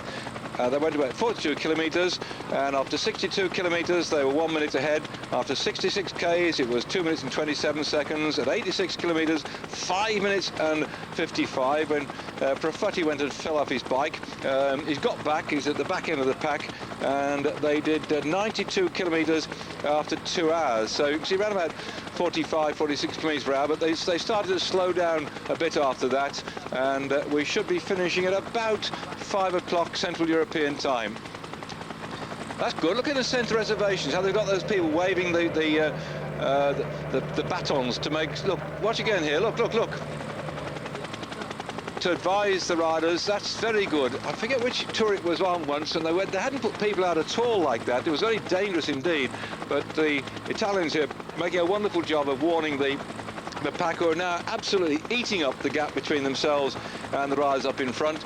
And then all systems will go. When we hit the climb, there's going to be an absolute purge, a purge to end all purges, I think, because not a lot of us want to be in the big bunch going down the other side, and we'll keep our fingers crossed that they descend safely, because it's very, very tricky indeed. All the riders started this morning from those who finished yesterday, and the numbers were 149. A couple of non-stars I mentioned yesterday, Sevilla and Molinari. So all the field got in, despite the fact that Zuller fell off and Vus fell off, and one of his other teammates fell off as well. Quick look here at 138, Vladimir Duma. There they are, down your screen now. They really are the rabbits, by the way, because Duma and Tola are first-year pros now. Bessie's been around a short while, but I think right now they're going to be absolutely eaten up by this pack as we go to a short break. Well, the Casino rider, whilst they're away on the break, decided to clop off away from these two other riders. They've been away now for over 100 kilometres, and the bunch now closing up very rapidly indeed. The last time checked, 1 minute and 14 seconds, and one by one they're pulling back those breakaway threesome. The three riders then being Frederick Bressi of the Casino team, Vladimir Duma of the Screen squad, and Tony Towler from the Rosmeri team. Tony Towler was quite surprisingly fifth in the prologue time trial at the start of the Giro d'Italia, although his team manager said he could probably do rather well. He's a damn good little time trial. There we are, we're coming up that climb now, and those three men will be sucked in this group, and here we just got Bessie left on his own, flogging away at the front, and I suspect that right now he might just as well sit up and wait for that bunch to come through, because that climb ahead after he's been away there for so long is really going to hurt his legs, and he might find himself blown out the back, as often happens. A breakaway group hammers off down the road, and then suddenly the pack come and they're absolutely spat out the back. 15 k's, you can see that very clearly on your screen. Programme's been a bit shortened by the motorcycling and the Sports Centre news and so on that's been going on for you, but you're now seeing the best bit. Nothing much has happened up to here except that breakaway of those three riders who had a lead at 86 kilometres at 5 minutes 55 seconds, and the TVM team doing most of the chasing until we start to get closer to the finish. Looks like the Screenio rider got a bit swallowed up too. Vladimir Duma will be finding himself sucked back in again, and off they go. So still 149 riders here trying to contest the finish. Let me put you in the picture of the overall general classification, if you didn't get it yesterday after the end of the stage, because it really was a turn-up for the books. We just sat here surprised when Laurent Roux won the stage ahead of Sergei Smetanin, and Pierre Domingo was in third spot after they've been away an awful long time. Well, Roux has taken the lead, and you're watching this twisting and turning coming on now. Just before we go into the climb, we go through this little village of Navale, very twisty, and at some point round here you can only get about 2 or 3 riders abreast, and so it's going to be a very tricky run-in before we start the climb. The start of the climb, which we're coming up to, is not too hard. Then with about 3 kilometres to go, it gets very hard indeed as they go round a left-handed hairpin, and the next kilometre is pretty tough, but the last kilometre is not too bad, so it's not going to be easy for these lads now. So keep your fingers crossed for them. They start this climb with a very, very narrow bit at it. In fact, Luc Leblanc has already said he doesn't like the drop off the top. Some of his teammates of the Polti team have told him what it's like, and as it's wet too, they've got a very, very nasty descent ahead of them, and the descent running on down into it has lots of hairpins on the way down. Then that final sort of kilometre and a half in towards the finish of the town with a sort of U-bend in it as well. So it's not a very nice part of the course at all. Now you see dropping off here for the TVM squad. That was Larsen, Nikolai Bo Larsen, the Danish rider who's the champion of Denmark. He's been working so hard for TVM. He's now blasted and blown out the back because Laurent Roux, wearing the pink jersey, is the overall race leader. Roux is quite a useful climber, and I think he'll be able to stay with the rest of them on the way up here as the ASICS team start to put the pressure on. And it looks like it's all over now for our escapers. Yes, it is. So they're all down now. The pack is climbing on the only climb of the day, the only King of the Mountains climb. We've been through an Intergiro. The results there do not affect the overall Intergiro position at all, nor the general classification. And this is the stinking little climb I told you about, with Laurent Roux defending that jersey by just 19 seconds from Andrea Noy of the ASICS CGA team. The TVM Farm for each fellow who really copped a good one yesterday. He didn't think he was going to take the pink jersey. He was just hoping to get a stage victory, because the last time check they had going into the finish was 1 minute and 23 seconds, and that was about a couple of seconds too little for him to take the jersey. Of course, the Festina boys sat up a bit, the Psycho boys sat up a bit, and suddenly the gap opened up, and that was it. He got the pink jersey, which he'll now defend against Andrea Noy. In fact, the ASICS team, when they got to the finish, ASICS CJ boys went up to Andrea Noy because they thought he got the jersey and were congratulating him. Then they discovered that it was Laurent Roux up there collecting the jersey and the flowers. Alex Zuller dropped back to third after that performance yesterday, 35 seconds in arrears. Michel Bartoli, wearing the Ciclamino jersey as the leader on the points section of the race. He's at 40 seconds behind the leader, so there again, just so slender, 5 seconds separating him. And now starting to attack here, the green jersey having a go. The King of the Mountains then, led by Bettini of the ASICS CGA team. So much strength in depth, so many cars to play for the ASICS CGA team on this climb.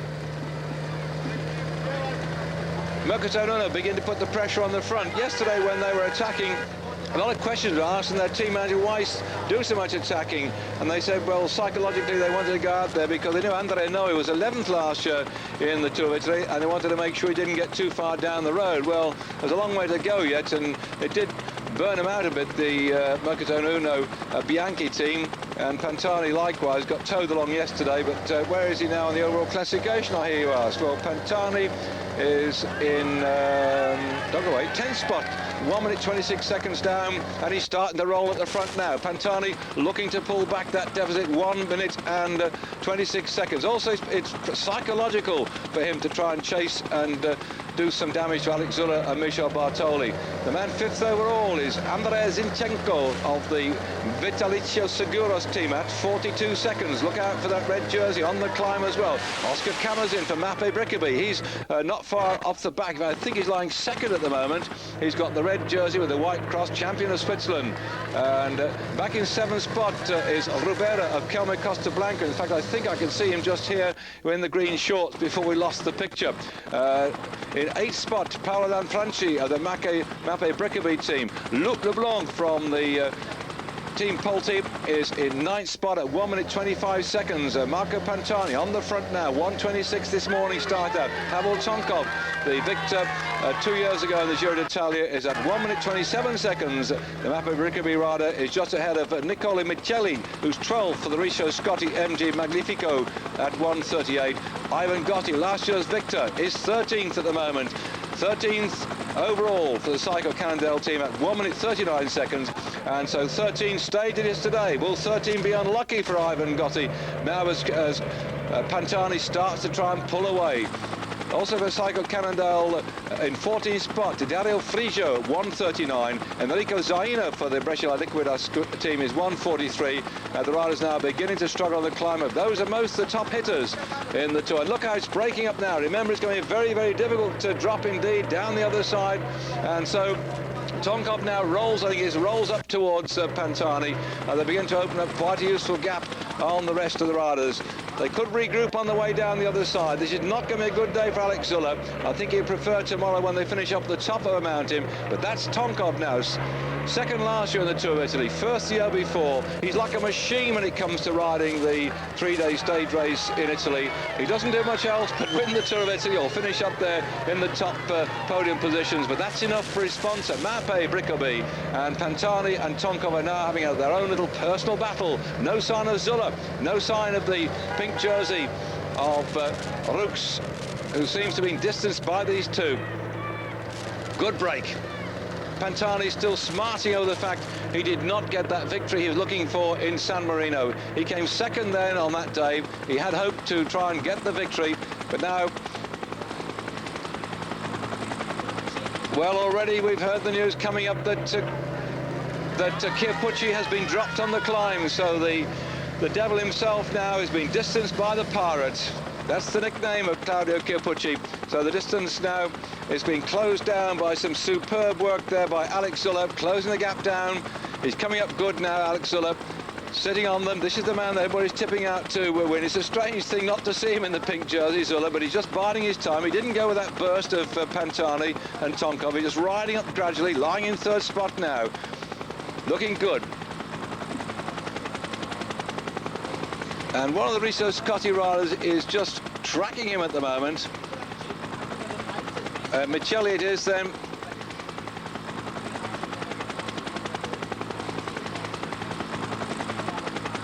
Well, Pantani doesn't seem to be having things all his own way. He's tried to blast them apart and not done it. Now he's got to sit there and wait for them to come up. This is where it gets tough. This is that one I was telling you. Now see Ferrigato's name plastered on the wall there. He comes from the town of Schio, where we're going to finish now. And so for Ferrigato, winner of the Leeds Classic when he beat Max Chiandre, and then went on that year in 1996 to win the Grand Prix Switzerland. He's a local, he'll know this climb very well indeed, but he's not with him at the moment.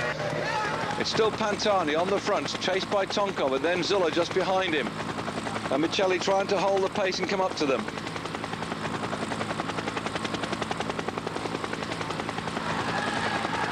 Well, Michelli's number is 113. It's a 13 stage the race. Unlucky for some, perhaps. And still Pantani prancing away at the front here. What a brilliant natural climber he is. And the Tifosi getting very excited. He's asked them all the time, please stand well back, please don't get too excited. Give us a chance to race our bikes. And now he's beginning to pull them away. We've not seen anything about Laurent Rux at the moment at all.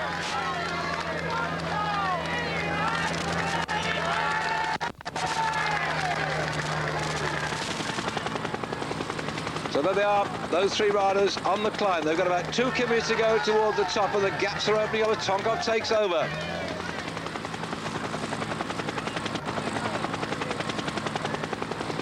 It's still Tonkov on the front, Pantani second, Alex Zuller lying comfortably in third spot. This man is riding like a Swiss clock, absolutely perfect precision for Alex Zuller. Sponsored by watchmaker too, Festina, so I thought that's exactly right for as far as he's concerned. He's not going to go cuckoo, cuckoo any moment down there. He's just going to say, here I am, and I'm the best time trialist, and let's wait till Sunday when we have the time trial at Trieste, and I'll really give you lads a lesson. So he's just prepared to sit here. Although he lost the jersey yesterday, I think he's been happy to be out of the pink, so his team didn't have to defend it today. It was up to TVM team to keep Laurent Rux in contention, but Zuller's the best of this little lot, 35 seconds away from Laurent Rux, and at the moment he's certainly is on his way to take that pink jersey back again. And taking with him then Tonkov and Pantani, their 10th and 11th overall in general classification, and a good minute, or nearly a minute, separates Zuller from those two. This morning Pantani at 1:26 and Tonkov at 1 minute 27. So about some 50 seconds advantage as far as Zuller's concerned. He's quite happy to sit with these two on the way up. There's no sense in trying to rip another few seconds out, but what he's got to keep his fingers crossed for, and we do too, is that he goes down the other side and doesn't fall off.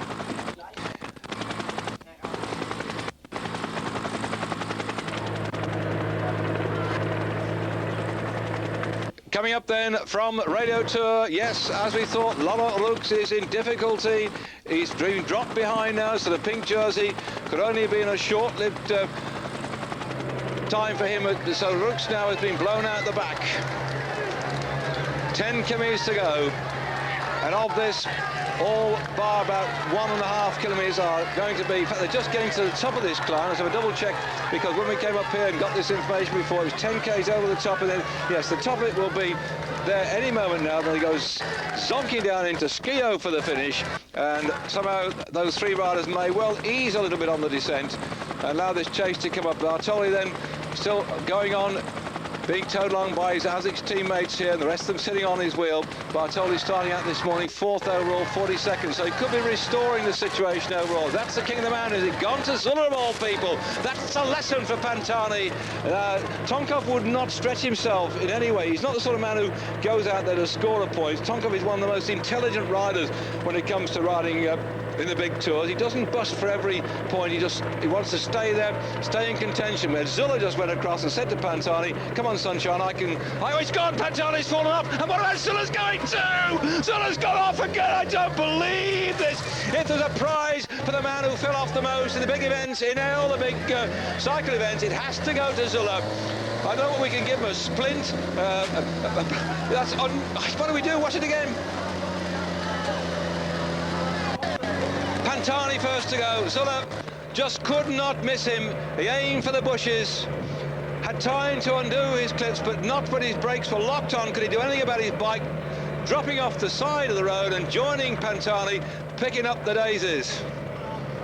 Oh my goodness me. Fortunately they're in the grass. They weren't falling down a great big decline, and that's the trouble on this end. Leblanc was right, and we know how bad it is on the descent. It's been well spoken of that it's going to be very dangerous for these riders. They've got these tyres pumped up so hard, and the brakes, if they just bite on them a bit too much, when somebody in front begins to go down, you've gone. And Pantani isn't the sort of man who falls off that easily. He's a little diddy fellow, so he's very low to the ground. His centre of gravity is much lower. You see how Zula's having difficulty here, because Zula's quite a long, lanky fellow, and so he sits high, and he's going straight on again. Oh, no!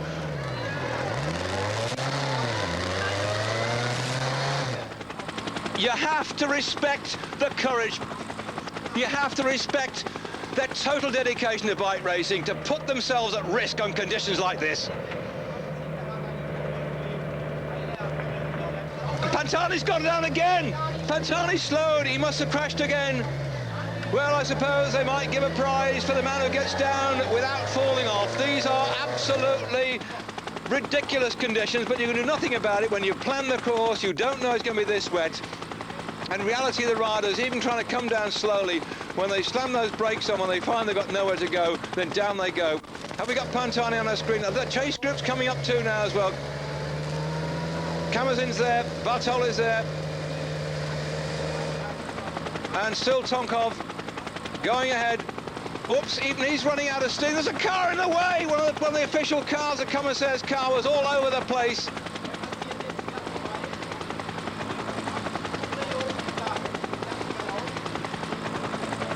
And the motorcycles have got to be careful here, because we've seen it before that they can also come off if they're trying to evade the cyclists, and let's hope they don't take anybody down. But that car's got to get out of the way.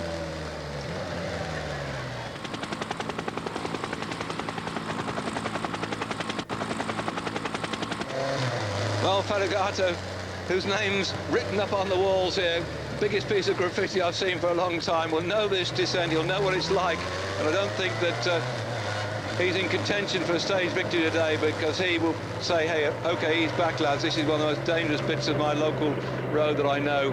And Tonkov, though, going away here, this is remarkable. I said to you earlier on, as he came over the top of the climb, that he wouldn't attempt to gain any time bonuses or any points to the King of the Mountains, because he's a very cagey rider, but he's gone away now, taking advantage of both Pantani and Zula, who piled up into the greenery, and then Pantani's chasing back. Is it Pantani, or is it LeBlanc? It may be LeBlanc. It may be Luc Leblanc coming down here. Rebellion and LeBlanc were both in contention on that climb. Well, LeBlanc it was that said he thought this descent was suicidal. They've been out there looking at the course, so they get to know what it's like, and they're just behind him, being tracked by Bettini for the ASICS CGA team. We're more interested in knowing what's going on too with his teammates Noe and Bartoli. And there is a shrine. cross yourselves, lads, as you go past that. The worst is over, though, as regards the speed part. There's still just the odd little bit that's a bit difficult here and there. There, Pantani's got himself back on his bike. Look, gently, easily touching the brakes and coming out the other side. These very narrow tyres they've got. When they're pumped up too hard, then boy, down you go. I know in the old days they used to ride the mountains with a single gear, and they get to the top as Bartoli comes through here now. They just get to the top of the climb and they change the wheel round from one gear to another, and yet Tonkov nearly put himself in the ditch. I should think now the thing to have done was got off at the top of the climb and let some air out to your tyres. It probably would have been worthwhile, a quick stop.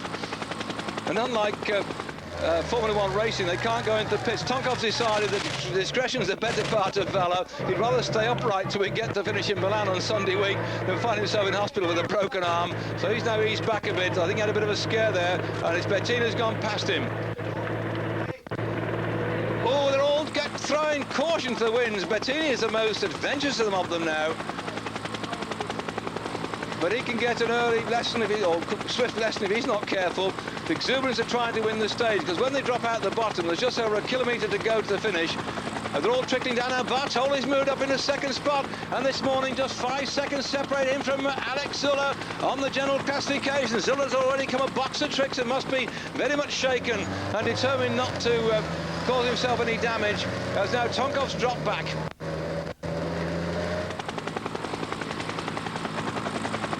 This race yesterday was affected by the rain. They kept on racing, unlike my good colleagues at the tennis and Roland Garros, where rain stopped play. Here they keep going, but it had a big effect on the result yesterday when the Festina team took it easy and Zülle lost the lead to Laurent Roux. But Roux obviously rode himself from the ground in that breakaway group yesterday. Couldn't come up the climb the other side to stay with the contenders for the pink jersey. He could lose it now, but who does it go to? Does it go to Bartoli, who's going down here very well indeed? Does it go to Andrea Noe if he's managed to stay in this little group as well? Does it go then to the Vitalicio Sigela-Suara, Andrei Zinchenko, just 42 seconds down this morning. Oscar Kamazin was 43 seconds down this morning. But when they come down the other side and start to regroup, they'll be looking at each other. And Bettini, Tonkov and Guarini then are the leaders. And Bartoli is there too at the moment, trying to close up on them. And there he is.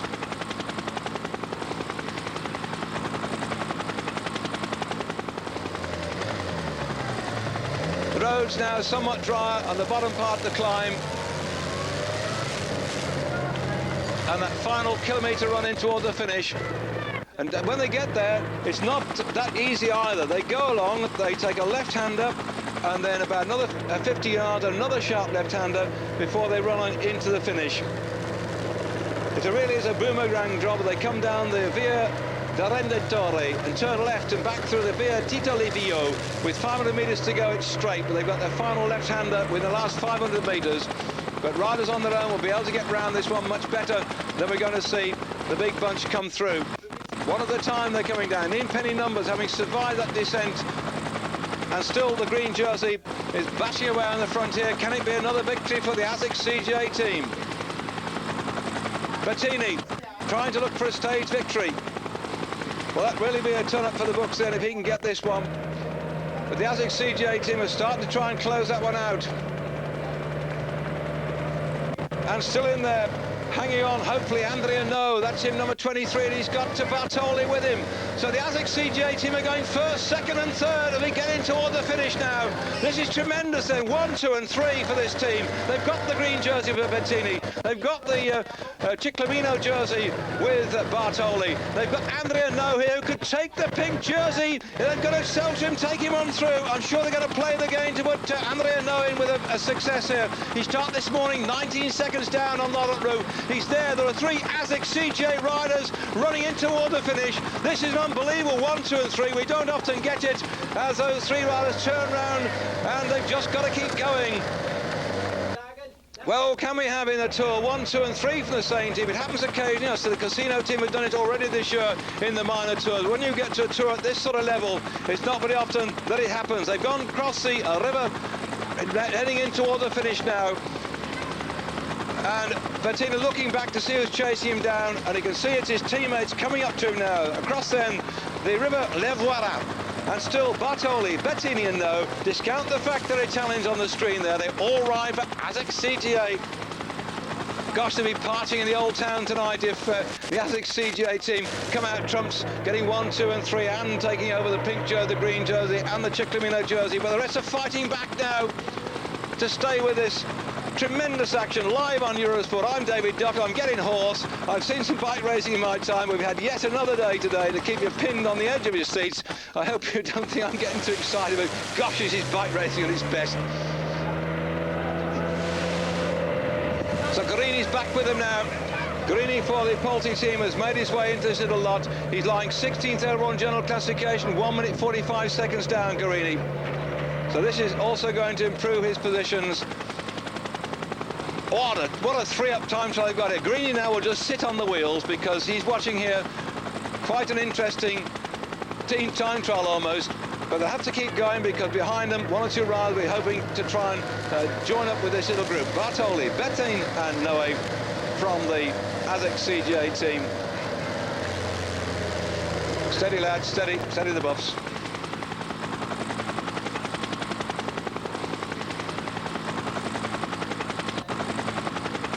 Bettini will ride with these ones. He's not well placed over on general classification because you can actually get the leader's jersey on the overall King of the Mountains competition without being up there close on the overall competition. So I think he'll sacrifice his chances today. He's lying actually 40th this morning, Bettini, at 7 minutes and 34 seconds. So he's not interested in anything to do with the overall. He's interested now in helping his teammate Andrea Noe take over that pink jersey. Absolutely brilliant if he could do that yet again, Andrea Noe. He had not won a single thing in bike racing. He'd always been one of those hard-working men as a domestic for his teams that he'd been riding for until he got the stage into San Marino. A brilliant stage victory then as far as he was concerned. But can he get the pink jersey now? They're going to ride themselves into the ground, the ASICS CGA team. Look at Bettini doing the work on the front. 1 kilometre to go. Well, get out the stopwatches and check this one back, not only to the pink jersey, who I think's lost it, but also to Alex Zuller, who was the man who this morning was hovering there to try and take back the pink jersey. But perhaps Alex, having fallen down now, is going to just wait for the time trial, which will be on Sunday. And also tomorrow, when we finish Upper Mountain, it's going to be a very, very big finish tomorrow. One of those ones where everybody gets splattered all over the mountain. I should think that Pantani were looking for revenge tomorrow, having fallen off on that descent. And here they go, 2 left-handers, I said, in quick succession inside that final 5 of the mid. Nice quick run in toward the finish for these riders, and they're going to give Andrea No the chance to get the victory. He gets 12 more vital seconds if he gets the victory. The only man who can stop them is Garini. Bartoli and Bettini, I think, will let Noe take the victory to take that, give it to pink jersey. He needs those 12 seconds for it, and he's riding himself absolutely into the ground. His 2 teammates behind him are going to sit in there. They want Bartoli to come forward. In fact, Bartoli might go for those 12 seconds bonus. I think he's suddenly realised there might be some danger for Garini, so he's going for the 12 seconds bonus as well, as far as he's concerned. So that could also make a change on the GC. Let's see what Bettini does here and how far back Noe is behind him. But there's 12 seconds coming up for Bartoli. Has got the 12 seconds bonus, and the gap back to Noe was 3 seconds. So Noe's now dropped 15 seconds on him, and the rest coming in now. I'll have to go back and make a little notes here of the time gaps. And Tonkov is in that group, but where is Zuller?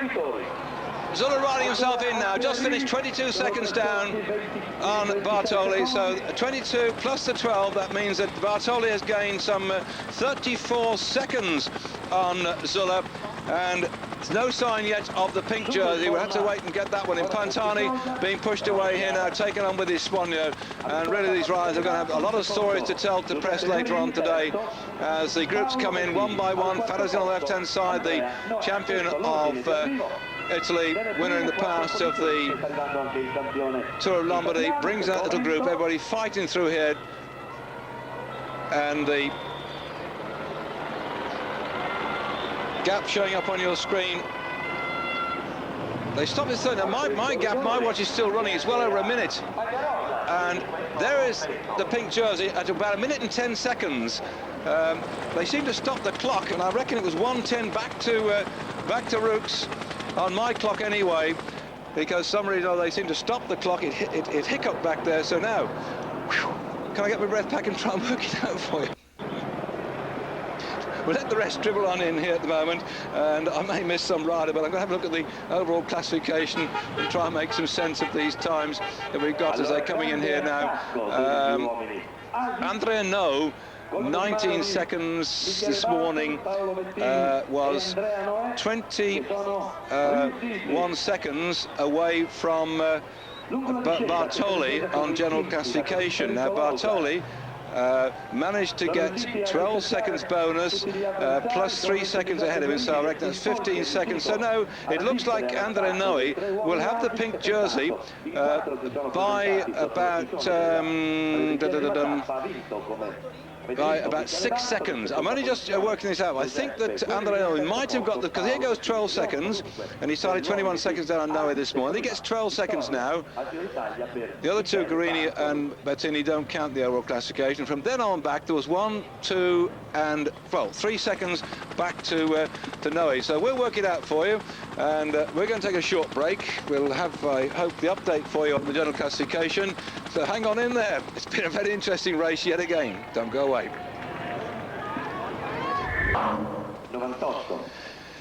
This is the run-in towards the sprint finish, which I think has given the pink jersey to Andrea Noe, and the gap closing up here for Bartoli to move up, I think, probably to second row. I'm waiting to juggle the times here at the moment. We come up alongside a row which had been, along a row which had gone split between Vicenza and Verona. If you had time to look on your map, because I didn't exactly put you in the picture where we were, but as you know, Verona, that's where the background to Romeo and Juliet. There's no world without Verona walls, but purgatory, torture, hell itself. Hence, banished is banished from the world, and the world's exile is death. Well, the man who died of death today, Laurent Roux, that of course came from Romeo and Juliet Act 3. You all knew that, didn't you? There we are. That's the result on your screen at the moment. And Andrea Noe, I got him down at 3 seconds adrift. So that makes him 15 seconds adrift to Bartoli, but he started this morning ahead of Bartoli by some 40 seconds, so I reckon he's still got it overall on the general classification by 15 out of 40, so that has closed the gap down considerably, and Alex Sulla came in a bit further back as well. So for Laurent Roux, he's dropped way out the first spot. He might have been now pushed down to about 4th, I think, on my quick rough calculation. You see the mountains in the background. Gosh, we've got a hell of a day tomorrow as we go up out of this part of the world, heading in towards the time trial on Sunday at Trieste. We're going from Schio tomorrow up along towards Treviso, which is just north of Venice, then further on up north of that, and we're going to finish up a thumping great climb as well. You can see in the background what looms ahead of these riders, some of them nursing the injuries from their crashes they had. We have just one big King of the Mountains climb tomorrow, 1,270 metres above sea level,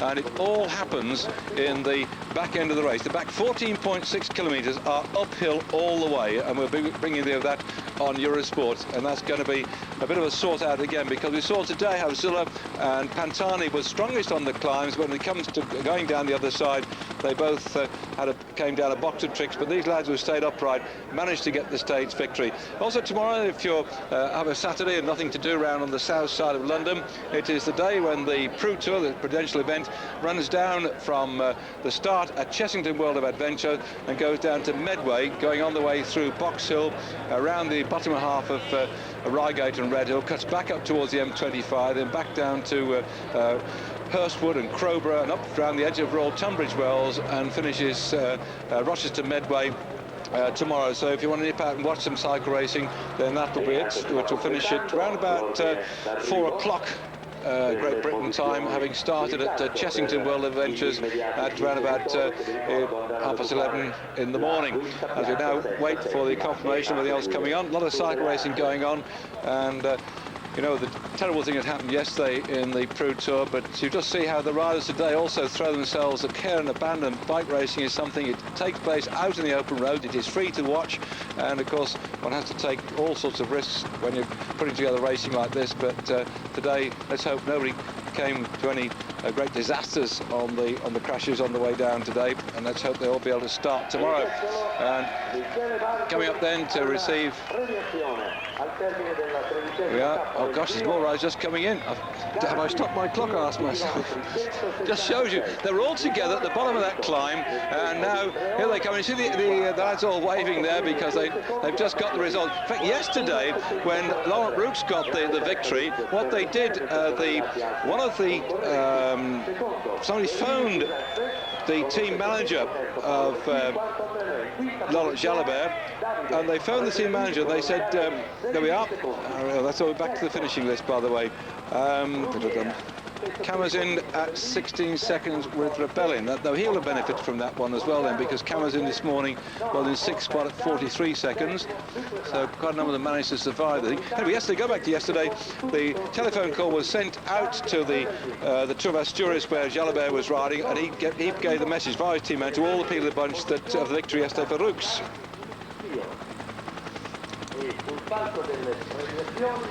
This town of Giro having seen quite an upheaval today with, according to my calculation, André Arnaud taking over the pink jersey with Laurent Roux, the TVM rider from France, who unfortunately just couldn't hold the pace on the way down. Bartoli trying manfully here to get himself into pink and just failing. Bartoli's birthday it was the other day. He had his 28th birthday. Now, he said that his wife had bought him a Porsche car, and it's exactly what she did. Alessandra, his wife, came along with a nice 996 Porsche 996 as a birthday present for him. So tomorrow we're going on to cover this stage from Giro to Pienacabello, and that's the big uphill one that I've mentioned to you before. And I think we might yet find another change, because with all due respect to André Noe, who according to my calculation has taken over the pink jersey, he's managed to survive the hill today and come down the other side. Bartoli here is also quite a useful climber, and Guarini likewise, but really it's going to be a showdown tomorrow, I suspect, between Pantani and Alex Sulla and anybody else who just wants to have a go at climbing up the mountain with the top men. Tonkov showed he could stay with the pace today. Camazin showed it likewise as well. But if they want to set the scene for the time trial on Sunday, then I think it has to happen tomorrow. So there we are. That has been confirmed then that he's taken over the pink jersey, and that really has got to be a moment here. Could you imagine that? You haven't won a race all the time you've been a professional, and suddenly not only do you win a stage in the Tour of Italy, but eventually you take over the pink jersey after all the dedication that he's put in riding for other riders. A selfless domestique who's fetched and carried the water, who's given up his wheel when some of his punctures, paced him back into the bunch. He's got all the talent but has never been able to show it, and suddenly you go and win a stage in the Tour of Italy and you put yourself in contention for the pink jersey. Your teammates help you, and there you are, popping champagne cork. This is what bike racing is all about, and sport too, isn't it? You know, when you don't get predictable results, something happens which you could not have written a script for before the race started. So no wonder he's overjoyed, and everybody else here too likewise, and I'm sure across the whole of Italy they're going to say well done, because they've got an Italian back at the top, because yesterday Laurent Roux, a Frenchman, managed to take the victory, and that was that. So at least they've got it back onto Italian shoulders. It's been a tremendous day here on the Tour of Italy. We're going live then to Mantia and Santora with the live tennis. So for the puffing and panting of cycling, to the grunting and groaning of the tennis players. But I hope you stay with us on Eurosport. Got lots of good sport coming up again tomorrow. And so to my colleagues in Paris at the Roland Garros, it's over to you chaps. Keep the pot boiling. I'm David Duffield. Arrivederci. Buongiorno. E stiamo rivedendo la volata di Michele.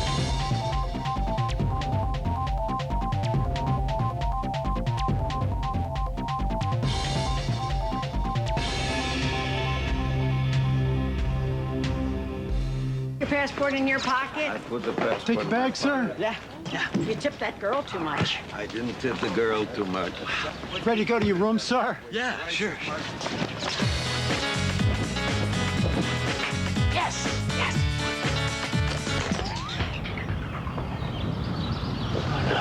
No, no, no, no, no! Oh, this isn't my suitcase? Can I take your bag? Take your bag. Can I take your bag, sir? Need to make an international call fast? Use AT&T Direct Service. Just dial the access number of the country you're in and charge it to your AT&T calling card or credit card. You're not home. You don't know me, sir, but we've got a real problem. I'm too sexy for my shirt. Too sexy for my shirt. So sexy it hurts.